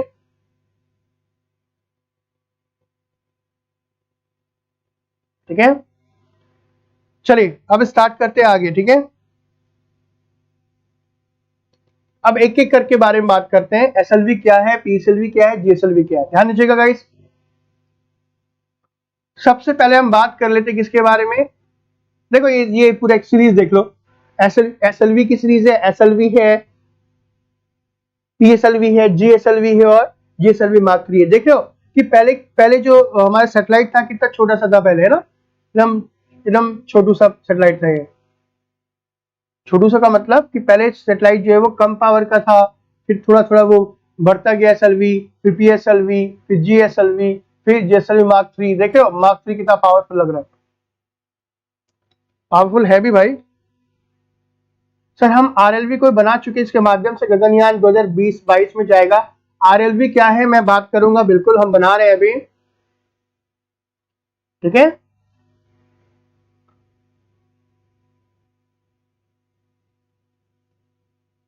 सर साउंडिंग रॉकेट्स क्या डिफेंस के आर्टिलरी फायर से भी पहले वेदर रिसर्च के लिए भी, हाँ बिल्कुल दीपक सही कहा आपने बच्चे, उसके लिए भी होता है। Thanks sir, the concept is clear, you are the best, thank you so much, thank you so much सुपरटा। अभी ध्यान दो, हम सबसे एक एक करके बात करते हैं। पहले बात करते हैं SLV के बारे में। देखो SLV क्या है, ध्यान दीजिएगा ये सब क्वेश्चन आपको पीटी में भी आ सकते हैं, सिंगल लाइन क्वेश्चन है ये सारे। देखो SLV का पूरा नाम मैंने बताया क्या, सैटेलाइट लॉन्चिंग व्हीकल। ठीक है, इस प्रोजेक्ट को कब स्टार्ट किया गया था, 1970 में इंडियन स्पेस रिसर्च ऑर्गेनाइजेशन के द्वारा। ठीक है, दूसरा इस प्रोजेक्ट को जो है डॉक्टर APJ अब्दुल कलाम के नेतृत्व में लॉन्च किया गया था। और ये जो इसकी जो मतलब ये कह सकते हो 400 किलोमीटर तक 40 किलो के पेलोड को ले जा सकता था, यानी कि उपग्रह को ले जा सकता था। और जो पहला जो एक्सपेरिमेंटल फ्लाइट था SLV का, उसका नाम था SLV-3 अगस्त 1979 में, ठीक है। और ये केवल जो है आंशिक रूप से सफल था। गाइस अगर हम बात करें किसमें, SLV के बारे में, तो इसमें जो है 4 स्टेज हैं। कितने स्टेज? 4 स्टेज। देखो स्टेज कैसे कैसे बताते हैं। देखो ये बनाया मैंने सैटेलाइट, ये एक इस प्रकार से होते हैं। देखो जो लॉन्चिंग रॉकेट होते हैं ना, 1 2 और ये 3 और 1 4, ये 1 है, ये 2 स्टेज, ये 3 स्टेज, ये 4 स्टेज, और आखिर में जो ये ऊपर वाला पोर्शन देख रहे हो, ये इसमें यहाँ पे सैटेलाइट है, यहाँ पे उपग्रह है, उपग्रह, ठीक है। ये 4 स्टेज है। और ये जो 4 स्टेज की बात करें, चारों के चारों स्टेज की बात करते हैं हम, तो ये चारों स्टेज के अंदर में कौन सा ठोस ईंधन का उपयोग किया गया है? कौन सा ठोस ईंधन? Hydroxyl terminated polybutadiene. मैं दिखा दूंगा, परेशान बिल्कुल मत, तो अभी आएगा वो टॉपिक भी, ठीक है। तो ये 4 स्टेज थे, इसमें चारों में ठोस ईंधन का उपयोग किया गया था। पहला लॉन्च था SLV का कब? 10 अगस्त 1979 को। और फोर्थ एंड फाइनल लॉन्च हुआ था SLV का कब? 17 अप्रैल 1983 को, ठीक है। दूसरा जो है, दूसरा है ASLV। ASLV क्या था गाइस, ध्यान रखना। अच्छा, ये जो SLV था, इसको रोहिणी सीरीज के श्रृंखला के सैटेलाइट को ही लॉन्च करने के लिए बनाया गया था। अब हमने क्या किया कि भाई ASLV था, SLV तो बना लिया 4 स्टेज, हमने SLV में एक और स्टेज लगा दिया, इनकी 5 स्टेज लगा दिए। अब 5 स्टेज लगाने के बाद उसे एडवांस, हमने बोल दिया एडवांस सैटेलाइट लॉन्चिंग व्हीकल या ऑगमेंटेड, ठीक है। और इसको हमने किसके लिए? रोहिणी सीरीज के श्रृंखला को ही बढ़ाने के लिए आगे बढ़ा दिया, बट ये ज्यादा सक्सेस नहीं था। अब आया PSLV। सर जी एक प्रश्न है, क्या मदद करेंगे? हाँ उदय पूछो, बिल्कुल, thank you so much. Question जो पूछना चाह रहे पूछते जाओ फटाफट, फटाफट क्वेश्चन भी पूछते जाए। ध्यान दीजिएगा, जो PSLV की बात कर रहे हैं, जो PSLV होता है उसे बोलते हैं पोलर सैटेलाइट लॉन्चिंग व्हीकल, ठीक है। और इसे पूरा नाम जो है, इसको शॉर्ट फॉर्म में हम क्या बोल सकते हैं? शॉर्ट फॉर्म में से PSLV कहते हैं, ठीक है। और गाइस ध्यान रखना कि ये जो है PSLV जो है, वो भारत के रिमोट सेंसिंग सैटेलाइट को लॉन्च करने के लिए बनाया गया था। रिमोट सेंसिंग सैटेलाइट क्या होता है मैं आपको अभी बता चुका हूं, अभी और आगे बताऊंगा। अब इसमें 4 स्टेज है। कितने स्टेज? 4 स्टेज है। ध्यान दीजिएगा, 4 स्टेज की बात करें तो PSLV पहला ऐसा रॉकेट है जिसमें हमने क्या किया कि 2 स्टेज में हमने सॉलिड फ्यूल और 2 स्टेज में हमने लिक्विड फ्यूल का उपयोग किया गया है। ध्यान दीजिएगा कि PSLV से ही हमने अपना चंद्रयान फर्स्ट 2008 में, और अपना जो मंगल मिशन है ना, मून मिशन जिसको बोलते हैं, 2013 में क्या किया था? PSLV के द्वारा ही लॉन्च किया था। आपने अगर मंगल मिशन देखी है तो मंगल मिशन को आपने देखना, मूवी जो आई है उसमें PSLV के बारे में कहते हैं। उसमें कहते हैं भी कि PSLV जो छोटे मोटे सैटेलाइट को ले जाने के लिए हमने बनाया है, तो मंगल ग्रह में कैसे भेज सकते हैं। तो बड़ा इंटरेस्टिंग सा है, वो देखेगा उस मूवी को। तो PSLV में कितने स्टेज? 4 स्टेज हैं। अब भाई 4 स्टेज आप बोलोगे सर दिखा दो, ज्यादा अच्छा है। चलो मैं आपको दिखा देता हूँ 4 स्टेज। देखो इस फिगर को देखना गाइस, ये सबसे इंपॉर्टेंट है। सर भूतुल्यकालिक कक्षा और भूस्थैतिक कक्षा में अंतर एक बार बता दे, ठीक है। सुनो, देखो भूतुल्यकालिक कक्षा जो होती है वो हमेशा सूर्य की तरफ होती है, ध्यान रखना। भूतुल्यकालिक कक्षा जो होती है, जैसे मान लो कि मैंने ये सन है, तो ये सन के ये भूत दोनों की बात करें, भूस्थैतिक कक्षा की बात करें और भूतुल्यकालिक कक्षा की बात करें, दोनों में अंतर है, ठीक है। जो भूतुल्य कक्षा होती है वो सूर्य की तरफ हमेशा रहती है, और इसका उपयोग सोलर स्टडी के लिए मेनली करते हैं। 24 घंटा उसमें सूर्य की रोशनी बढ़ती है, जबकि भूस्थैतिक कक्षा जो होती है वो जरूरी नहीं है कि 24 घंटा उस पर सूर्य रहे, है ना। जो कुछ डिग्री का झुकाव होता है भूतुल्यकालिक कक्षा और भूस्थैतिक कक्षा की तरफ। ध्यान दीजिएगा, PSLV की जब बात करते हैं तो जो PSLV है, PSLV में कितने स्टेज है? 4 स्टेज। देखो यहाँ पे पहला जो स्टेज है इसमें क्या है? HTPV बोल सकते हो उसको, HTPV या HTTPV बोलते हैं, HTPV, है ना। HTPV का फुल फॉर्म क्या हो गया? हाइड्रोक्सिल टर्मिनेटेड पॉलीब्यूटाडाइन दूसरा जो स्टेज है वो है USDH, ये लिक्विड है, ठीक है। यूएसडी का फुल फॉर्म क्या होगा, अनसिमेट्रिकल डाइमिथाइल हाइड्रोजीन।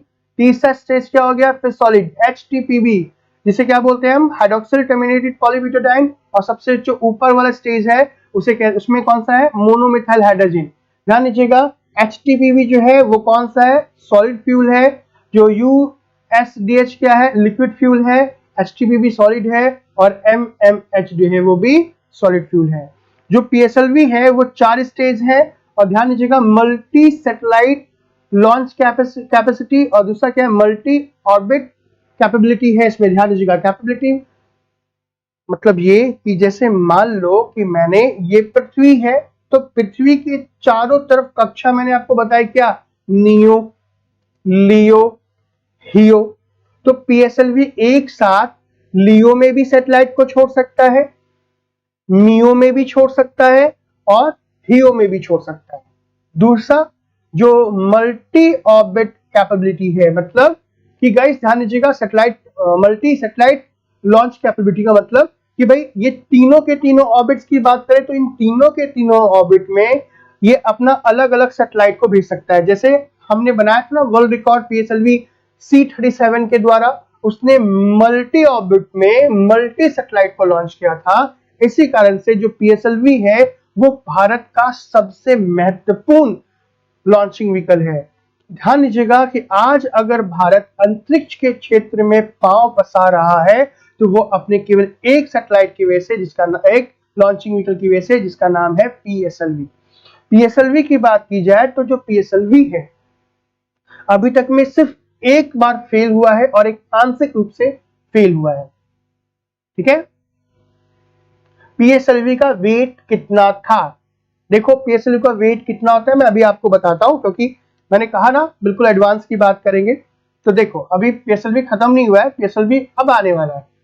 अब PSLV को हम 3 पार्ट में बांट सकते हैं, यानी कि PSLV को हमने 3 कैटेगरी में बनाया है। पहला कौन सा, the polar satellite launching vehicle, यानी कि पहला क्या है, polar satellite launching vehicle CAV, यानी कि PSLV कोर एलोन वर्जन, ठीक है। हम एक एक के बारे में बात करेंगे, इसके वजन के बारे में, ये कितना दूर तक लेके जा सकता है, कितना वजन का लेके जा सकता है। दूसरा है PSLV SV, यानी कि PSLV स्टैंडर्ड वर्जन। तीसरा कौन सा है, PSLV एक्स्ट्रा लार्ज। ये 3 प्रकार के हमारे पास पोलर सैटेलाइट के क्या है, वेरिएंट हैं। क्या है सर, 2 लिक्विड होना चाहिए PSLV में, वही तो बताया बच्चे, 2 लिक्विड ही तो है, ठीक है। अभी आगे देखो, अब हम एक एक के बारे में बात कर लेते हैं कि sir PSLV core alone version क्या है, स्टैंडर्ड वर्जन क्या है। पहला क्या है गाइस, ध्यान दीजिएगा, पहले मैंने आपको बताया कि भाई PSLV कोर एलोन वर्जन, ये जो PSLV कोर एलोन वर्जन है CAV है, ये जो है 622 किलोमीटर तक दूर जा सकता है और लगभग 1100 kg तक के उपग्रह को प्रक्षेपित कर सकता है। ध्यान देना गाइस, ये जो CA मॉडल होता है, मतलब CAV मॉडल है, इसमें ना अलग से स्ट्रैप ऑन बूस्टर मोटर लगे नहीं होते। मतलब सर देखो, किसी भी मिसाइल के अंदर में या किसी भी लॉन्चिंग व्हीकल के अंदर में बात करें तो ये 4 स्टेज के अलावा ये छोटे छोटे, देखो जैसे मैंने बना लिया, मैं समझा रहा हूं, देखो ये PSLV मैंने बनाया, 4 स्टेज बताया। 4 स्टेज में पहला क्या है, सॉलिड, लिक्विड, सॉलिड और लिक्विड, ये रहा सैटेलाइट।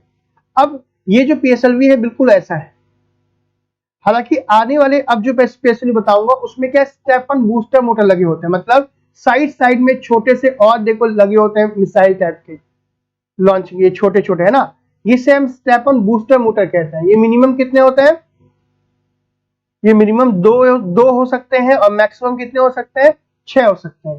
तो जो CA वर्जन है उसमें ये जो स्टेफन बूस्टर मोटर है वो नहीं लगे हैं, इसमें केवल क्या लगे हैं, 4 आपके ये जो फ्यूल के जो कंटेनर है, आप बोल सकते हो जो फ्यूल के स्टेप है वही लगे पड़े हैं, ठीक है। या PSLV की लेंथ कितनी होती है सर, टिल्ट एंगल क्या होता है, टिल्ट एंगल क्या होता है, कौन कौन से क्लास आता है, लाइव क्लास।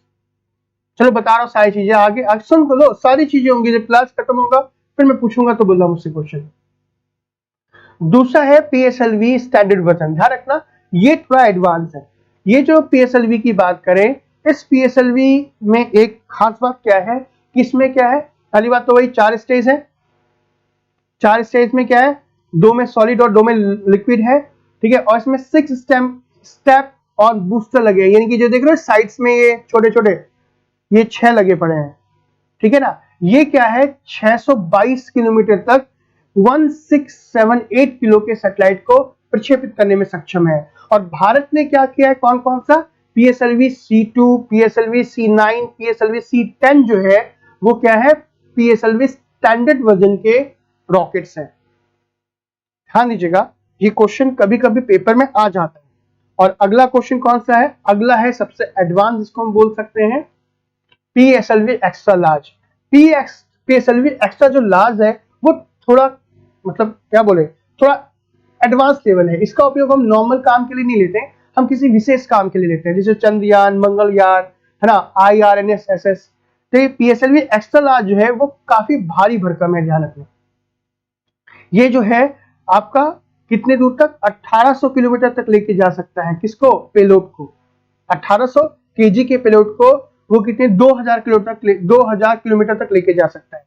जो पहला वर्जन था, मतलब पहला जो एक्सेल वर्जन था वो कौन सा, चंद्रयान फर्स्ट था, पीएसएलवी C11 के द्वारा। इसके अलावा पीएसएलवी C25 के द्वारा मंगलयान हम भेज चुके हैं, और पीएसएलवी C22 के द्वारा IRNSS-1A को भी हम भेज चुके हैं।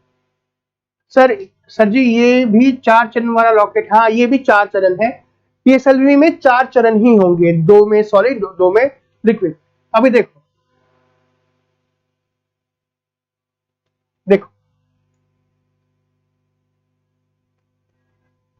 ये रहा सबसे पहला कमर्शियल फ्लाइट, मतलब जो हमने अंतरिक्ष में पैर रखे कमर्शियल। भाई स्टार्टिंग में हमने जो अपना एसएलवी बनाया, ASLV बनाया, उससे तो हमने अपने सैटेलाइट को भेजा, हमने दूसरे के सैटेलाइट को तो भेजा नहीं।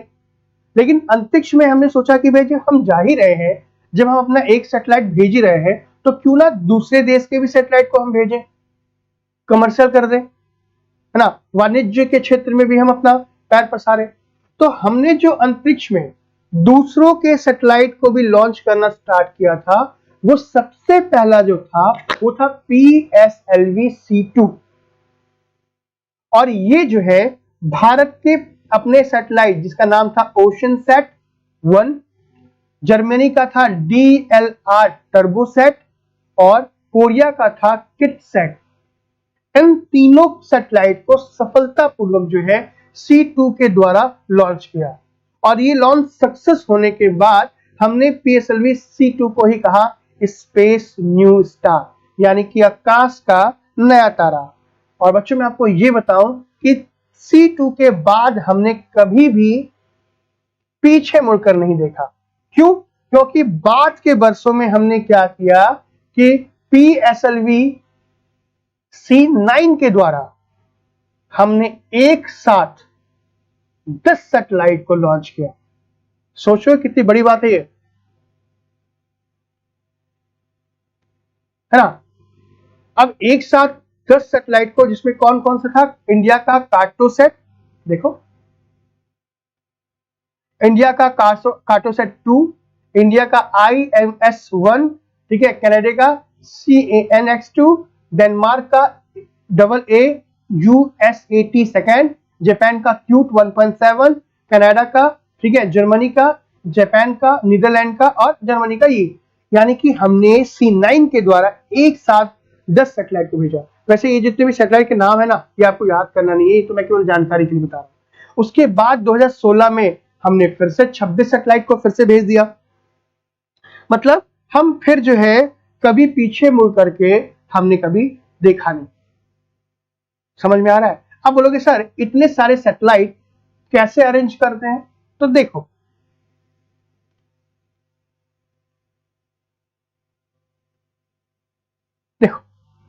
सर पीएसएलवी C2 से किस कंट्री के सैटेलाइट को भेजा था? अभी तो बताया ना बच्चे, पीएसएल सचिन कि पीएसएलवी से किसको किसको भेजा। देखो एक बार, देखो ये PSLV है, ध्यान देना। ये जो स्टेज देख रहे हो इसमें, ये पहला स्टेज हो गया, ये दूसरा स्टेज हो गया, ये तीसरा स्टेज हो गया। ये हो गया पहला, मैं लिख देता हूं, ये पहला, ये दूसरा, ये तीसरा, ये चौथा। ये जो ऊपर वाला देख रहे हो, ऊपर वाला स्टेज देख रहे हो, ये ऊपर वाला स्टेज, ये यहां पे सैटेलाइट है। देखो यहाँ पे कितने सारे सैटेलाइट्स हैं, देखो देख रहे हो, यहाँ पे दिखाई दे रहा होगा आपको। ये पूरा का पूरा सैटेलाइट है, जिसमें सबसे बड़ा वाला जो देख रहे हो आप, ये कार्टोसैट इंडिया का दिखाई दे रहा है आपको। ये दूसरा इंडिया का ही है। ये छोटे छोटे देखो इसमें लगा हुआ है ना, ये NLS5 है। ये कौन सा है, ये आपका जाकर के देखो, ये छोटे छोटे सैटेलाइट्स लगे हुए हैं। ये जो सैटेलाइट्स हैं, ये क्या हो, एक बड़ा सा सैटेलाइट्स होता है और बाकी छोटे छोटे नैनो सैटेलाइट्स होते हैं। उदय सिंह सर, बूस्टर्स क्या होते हैं? बूस्टर का मतलब हो गया कि देखो, ये तो आपको पता है उदय सिंह कि भाई सैटेलाइट्स, ये जो सैटेलाइट के साथ जो लॉन्चिंग व्हीकल्स होते हैं वो बहुत हैवी होते हैं। पृथ्वी के गुरुत्वाकर्षण से बाहर निकालने के लिए इन्हें बहुत ईंधन की जरूरत होती है। मान लो 4 स्टेज है और चारों स्टेज का ईंधन जो होगा, अगर हम गुरुत्वाकर्षण से लड़ने में ही मदद मतलब उसे खत्म कर देंगे तो लंबी दूरी तक तो जा नहीं पाएगा। तो हम क्या करते हैं कि 4 स्टेज के अलावा हम छोटे छोटे और बूस्टर मोटर लगा देते हैं, मतलब हम और फ्यूल के कंटेनर लगा देते हैं, और वो जो कंटेनर है वो पृथ्वी के गुरुत्वाकर्षण से निकलने में मदद करते हैं। इसे हम बूस्टर कहते हैं। जितने समझ में आ रहा है तो कमेंट तो कर दो। यहां तक आपको समझ में आया या नहीं आया ये बता दो पहले,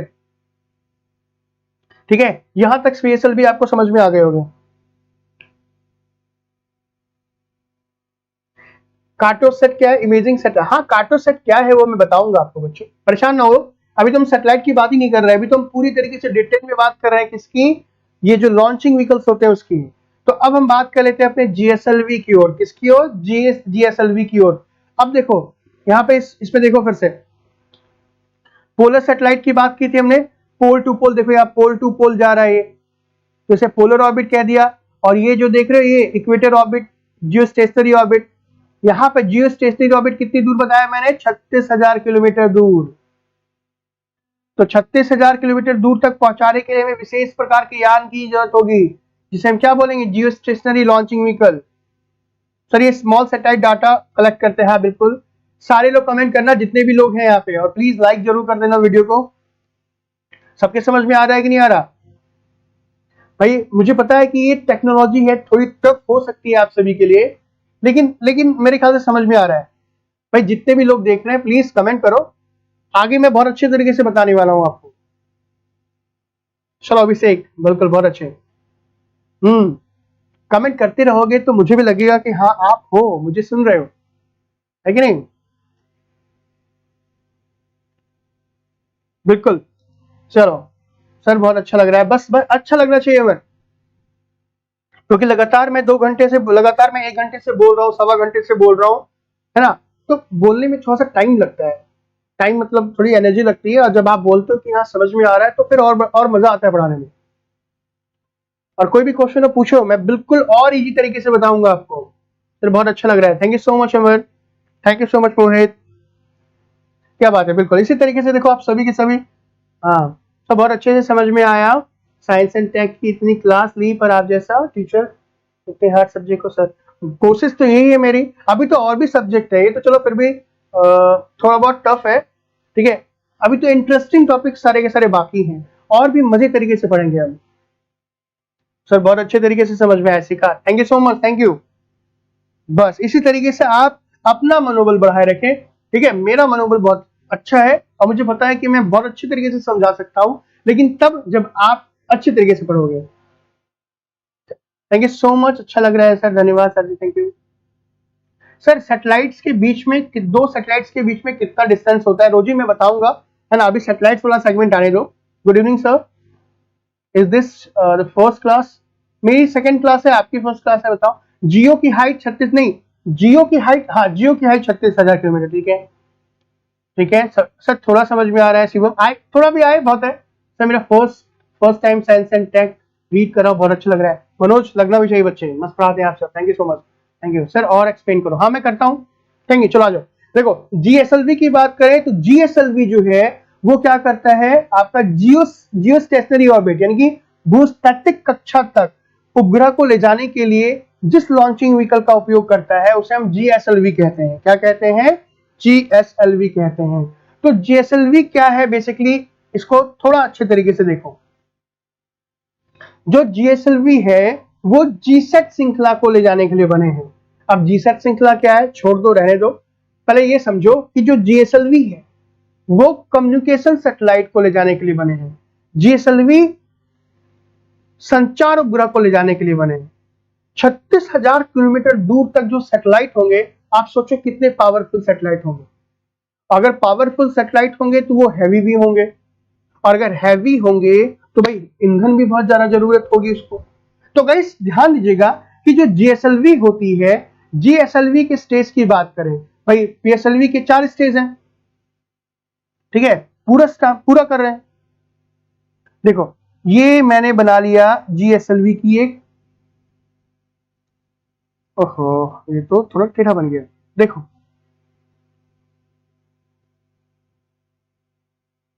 देखो इंदु टाइमिंग बच्चे 3 से लेकर के 4:30 के बीच में होती है। पूरा दिमाग छेद कर रहा है, ऐसा नहीं है। Thank you so much, thank you. देखो ये मैंने बना लिया जीएसएलवी। जीएसएलवी में 3 स्टेज है। कितने? 3 स्टेज है। अब बोलोगे सर 3 स्टेज क्यों? भाई पहले में तो आपका सॉलिड फ्यूल है, दूसरे में है लिक्विड फ्यूल, अब तीसरे की बात करें, यहाँ पे सबसे पावरफुल इंजन है जिसको आप क्रायोजेनिक इंजन कहते हो, अति शीतलक इंजन बोल सकते हो इसे, ठीक है। यहाँ पे 3 स्टेज है। 3 स्टेज में क्या है, पहला स्टेज जो होगा वो सॉलिड स्टेज होगा, दूसरा में लिक्विड होगा, और तीसरे में क्रायोजेनिक इंजन होता है। क्रायोजेनिक इंजन क्या होता है मैं आपको आगे बताऊंगा। आदित्य L1 के बारे में भी बताएं। बिल्कुल, आदित्य L1 जो है क्या है वो आपको मैं थोड़ा करंट में बताऊंगा, है ना। आदित्य जो है सोलर सिस्टम के लिए, सन की स्टडी के लिए बनाया गया है। आप आदित्य L1 बोल रहे हैं, मैं आपको आदित्य L2, लपान जानते हो, लपान इंडोनेशिया का है, उनके बारे में बताऊंगा। परेशान न बेशा का बने रहे। देखो गाइस ध्यान रखिएगा, इसे आप जियो सिंक्रोनस सैटेलाइट लॉन्चिंग व्हीकल भी बोल सकते हो। इसका उपयोग पहले जो है इनसेट श्रृंखला के सैटेलाइट को भेजने के लिए बनाया जाता था, बट लेकिन अब इसे हम जीसैट सैटेलाइट कहते हैं। ये इनसेट क्या है, जीसैट क्या है, अभी घबराना मत, ये मैं आपको आगे बताऊंगा जब सैटेलाइट बताऊंगा। तो पहले यहाँ पे देख लो कि जीएसएलवी क्या है। देखो ये जीएसएलवी देख रहे हो। जीएसएलवी की बात करें तो जो जीएसएलवी है बच्चे, जीएसएलवी 3 स्टेज का व्हीकल है, आए समझ में। और इसमें जो है पहला एचटीपीबी यूज करते हैं सॉलिड, दूसरा यूएसडीएच करते हैं, और तीसरा जो है हम यहाँ पे क्रायोजेनिक इंजन यूज करते हैं। ध्यान रखना कि क्रायोजेनिक इंजन के अंदर में जो लिक्विड हाइड्रोजन होता है वो लगभग 260 डिग्री सेल्सियस, और लिक्विड ऑक्सीजन जो होता है वो -180। भाई वो हाइड्रोजन जो हो गया वो फ्यूल हो गया, और फ्यूल को जलाने के लिए ऑक्सीजन की आवश्यकता होती है, तो -180 डिग्री पर ठंडा करके हम उसको यूज करते हैं।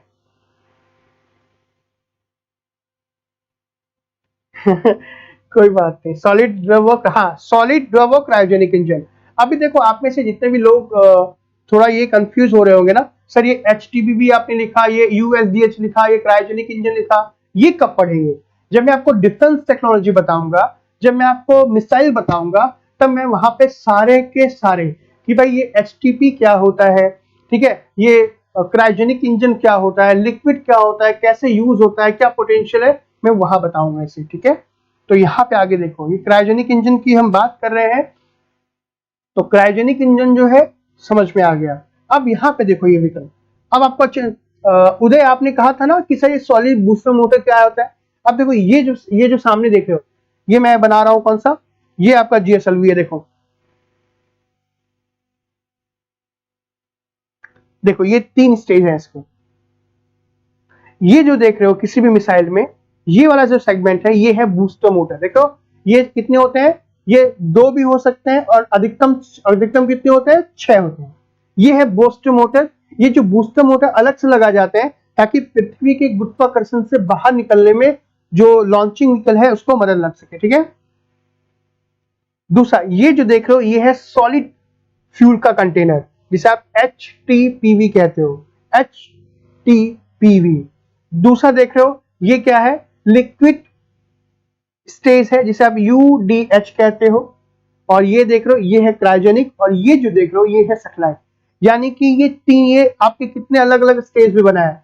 जैसे जैसे फ्यूल खत्म हो गया, मान लो सॉलिड का खत्म हो गया तो सॉलिड का जो कंटेनर है वो अलग हो जाएगा, लिक्विड का फ्यूल खत्म हो गया तो लिक्विड अलग हो जाएगा, क्रायोजेनिक हो जाएगा तो अलग हो जाएगा। बाद में सैटेलाइट अपने उस स्थान पर पहुंच जाएगा जहां पर उसे पहुंचाना है। ठीक है, ठीक है। देखो अब हम यहाँ पे बात कर लेते हैं किसके बारे में, GSLV के हमारे पास कितने वेरिएंट हैं। GSLV के कितने वेरिएंट हैं, तो हमारे पास GSLV के 3 वेरिएंट हैं, ध्यान दीजिएगा, या ये सब आजकल न्यूज में है। GSLV MK1, GSLV MK2 और GSLV MK3। तो सबसे पहले हम एक बार बात कर लेते हैं GSLV किसके बारे में, GSLV किसके बारे में, GSLV MK1 के बारे में। ये जो GSLV MK1 है इसमें भी 3 स्टेज है। ठीक है, ये जो GSLV M1 है ये इसमें हमारा क्रायोजेनिक इंजन नहीं लगा हुआ, क्योंकि हमने बनाया नहीं था। इसमें जो क्रायोजेनिक इंजन लगा है वो रसिया का इंजन लगा है। ठीक है, जिसे KVD1M इंजन नाम दिया गया। ठीक है, ये जो आपका GSLV है ये रसिया की मदद से जो है हमने क्या किया था, इसे लॉन्च किया था। ठीक है, आप बोल सकते हो कि जो रसिया का जो ये जो KVDM1 इंजन जो था ना, वो पहले रसिया ने अपना प्रोटॉन लॉन्च व्हीकल के लिए बनाया था, बाद में हमें दे दिया, हम दोस्त है ना इसीलिए। सर के स्पेस में जाके एक दूसरे से सेपरेट हो जाते हैं, हाँ सेपरेट हो जाते हैं, वहीं पे घूमते रहते हैं, उसे तो स्पेस जंग कहते हैं। Thank you so much Sachit Patel, thank you sir. सब साथ में चलते हैं, हाँ सर। सैटेलाइट के सारे पार्ट कहाँ जाते हैं टाइम से, सर सैटेलाइट के सारे पार्ट वहीं रहते हैं, अंतरिक्ष का कचरा उसे तो कहते हैं।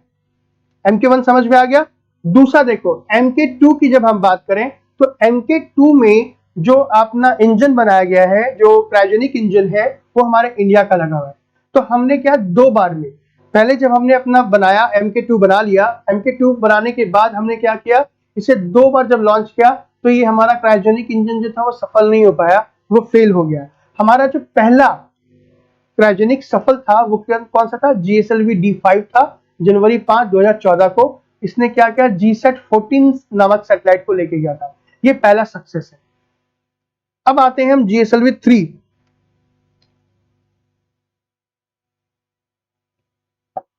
ध्यान दीजिएगा, अभी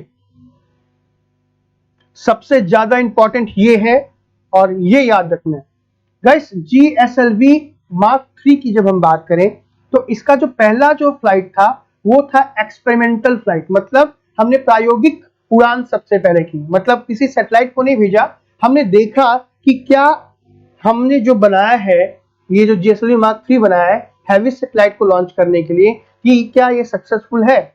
हमने क्या नाम दिया इसका, हमने नाम दिया LVM-3X केयर मिशन। ठीक है, और ये कब हुआ था, ये एक छोटा सा मिशन था जो दिसंबर 18, 2014 में किया था। और इसी के साथ हमने क्या किया, हमने एक और मिशन लॉन्च किया जिसका नाम था crew module atmospheric re entry experiment. मतलब अब हम चाह रहे थे कि हम एक ऐसा लॉन्चिंग व्हीकल बनाए जिसमें हम अपने इंसान को, मतलब अपने जो एस्ट्रोनॉट्स है, अंतरिक्ष यात्री को भी बैठा दें और उसको हम कहां ले जाएं, अंतरिक्ष में ले जाएं और वो वापस यहाँ पर लेके आ जाए। ठीक है, तो ये MK3 की वजह से ही संभव हो पाएगा। हमने ये जो क्रू मॉड्यूल है वो हमने GSLV Mark 3 का जो एक्सपेरिमेंट छोटा सा किया था उससे स्टार्ट किया।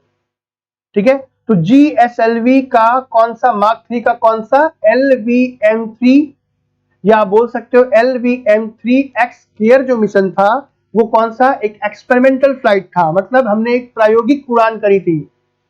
अब प्रायोगिक उड़ान तो हमने कर ली, हमें लगा कि भाई हमने सक्सेसफुल क्या कर लिया, ऊपर भेज दिया और ले आया। अब क्या किया जाए, अब हमने क्या किया, देखा कि भाई अब थोड़ा सा डेवलपमेंट फ्लाइट भी की जाए, तो GSL फिर हमने क्या किया, दूसरा डेवलपमेंट फ्लाइट की, मतलब हमने अपना देखा कि हम कर, अब तो भाई पहला हमने उड़ान कर लिया, सक्सेस हो गया, दूसरा उड़ान करके देख लेते हैं। तो दूसरा उड़ान हमने क्या किया, GSLV Mark 3 से हमने GSLV Mark 3 D1 को लॉन्च किया। ध्यान दीजिएगा, D1 ने क्या किया, GSAT-19 नामक सैटेलाइट को आपका GTO जो ऑर्बिट्स है, जियो सिंक्रोनस ऑर्बिट ट्रांसफर ऑर्बिट में क्या किया, सक्सेसफुली लॉन्च कर दिया। कब? जून 5, 2017 में सतीश धवन श्रीहरिकोटा से।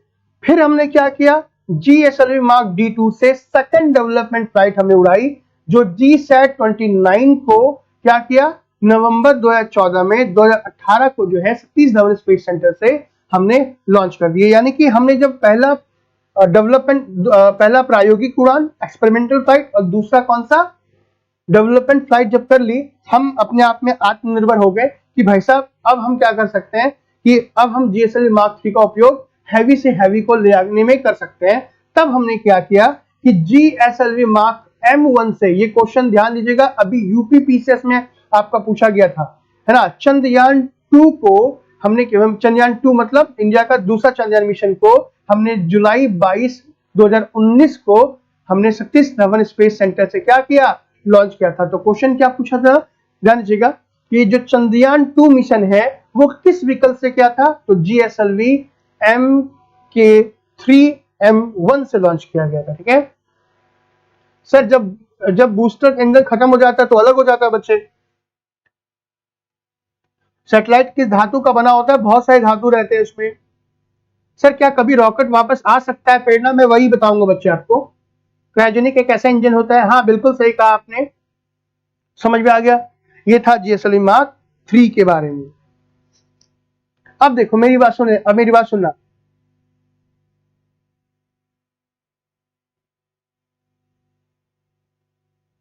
देखो अभी क्या है, भारत ने एक high thrust cryogenic engine CE-20 को बनाया है। ये इंजन एक बहुत पावरफुल इंजन है जो आने वाले समय में Mark 3 में लगाया जाएगा। Is that clear? देख सकते हो आप PSLV 3 और GSLV 3 में क्या अंतर है, सारे के सारे हैवी सैटेलाइट्स हैं। अब देखो प्रेरणा, ध्यान दीजिएगा, आपने क्वेश्चन कहा कि क्या कभी रॉकेट वापस आ सकते हैं। देखो अभी तक हम जो भी बात कर रहे थे, चाहे SLV की बात की, चाहे ASLV की बात करी, चाहे GSLV की बात करी, ये सारे के सारे जब हम सैटेलाइट को पहुंचाते हैं ऊपर, तो ये पार्ट पार्ट में क्या होते हैं, अलग अलग होकर के अलग अलग अंतरिक्ष में ही फैल जाते हैं, जिससे अंतरिक्ष का कचरा जमा हो जाता है, ये वापस नहीं आते। तो अब हमारे सामने एक ऐसी समस्या हो रही थी, क्योंकि हमारे पास बजट कम है कि भाई एक एक विकल्प को बनाने में 500 600 करोड़ रुपए लगते हैं। तो भारत ने क्या सोचा कि क्यों ना एक ऐसा विकल्प बनाया जाए जो जाए और सैटेलाइट को वहां पे छोड़े और वापस आ जाए। तो इसी के सोच के आधार पर भारत अभी जो है वो एक ऐसा लॉन्चिंग व्हीकल डेवलप कर रहा है जिसका नाम यूज दिया गया है रीयूजेबल लॉन्चिंग व्हीकल RLV। और भारत जो है इसे दो पार्ट में बनाएगा, SRE-1 और SRE-2, यानी कि सैटेलाइट रिकवरी एक्सपेरिमेंट 1 और एक्सपेरिमेंट 2। इसमें क्या होगा कि ये सैटेलाइट, ये जो लॉन्चिंग व्हीकल है, लॉन्चिंग व्हीकल गया, लॉन्चिंग व्हीकल जाने के बाद सैटेलाइट को वहां पे प्रक्षेपित किया, प्रक्षेपित करने के बाद दोबारा लॉन्चिंग व्हीकल हमारे पास आ गया। सोचो अगर ऐसा हो जाए तो क्या हो, ऐसा अगर हो गया तो सोचो कि हमारे पास पैसे ही पैसे हो जाएंगे। क्यों? क्योंकि जो लॉन्चिंग व्हीकल का उपयोग हम बार बार कर रहे हैं, तो हमारा जो बजट है वो बहुत कम हो जाएगा। तो पहले स्टेज में तो हम ये करेंगे कि हम जाएंगे और सैटेलाइट को आप प्रक्षेपित करके अपने लॉन्चिंग व्हीकल को वापस ले आएंगे।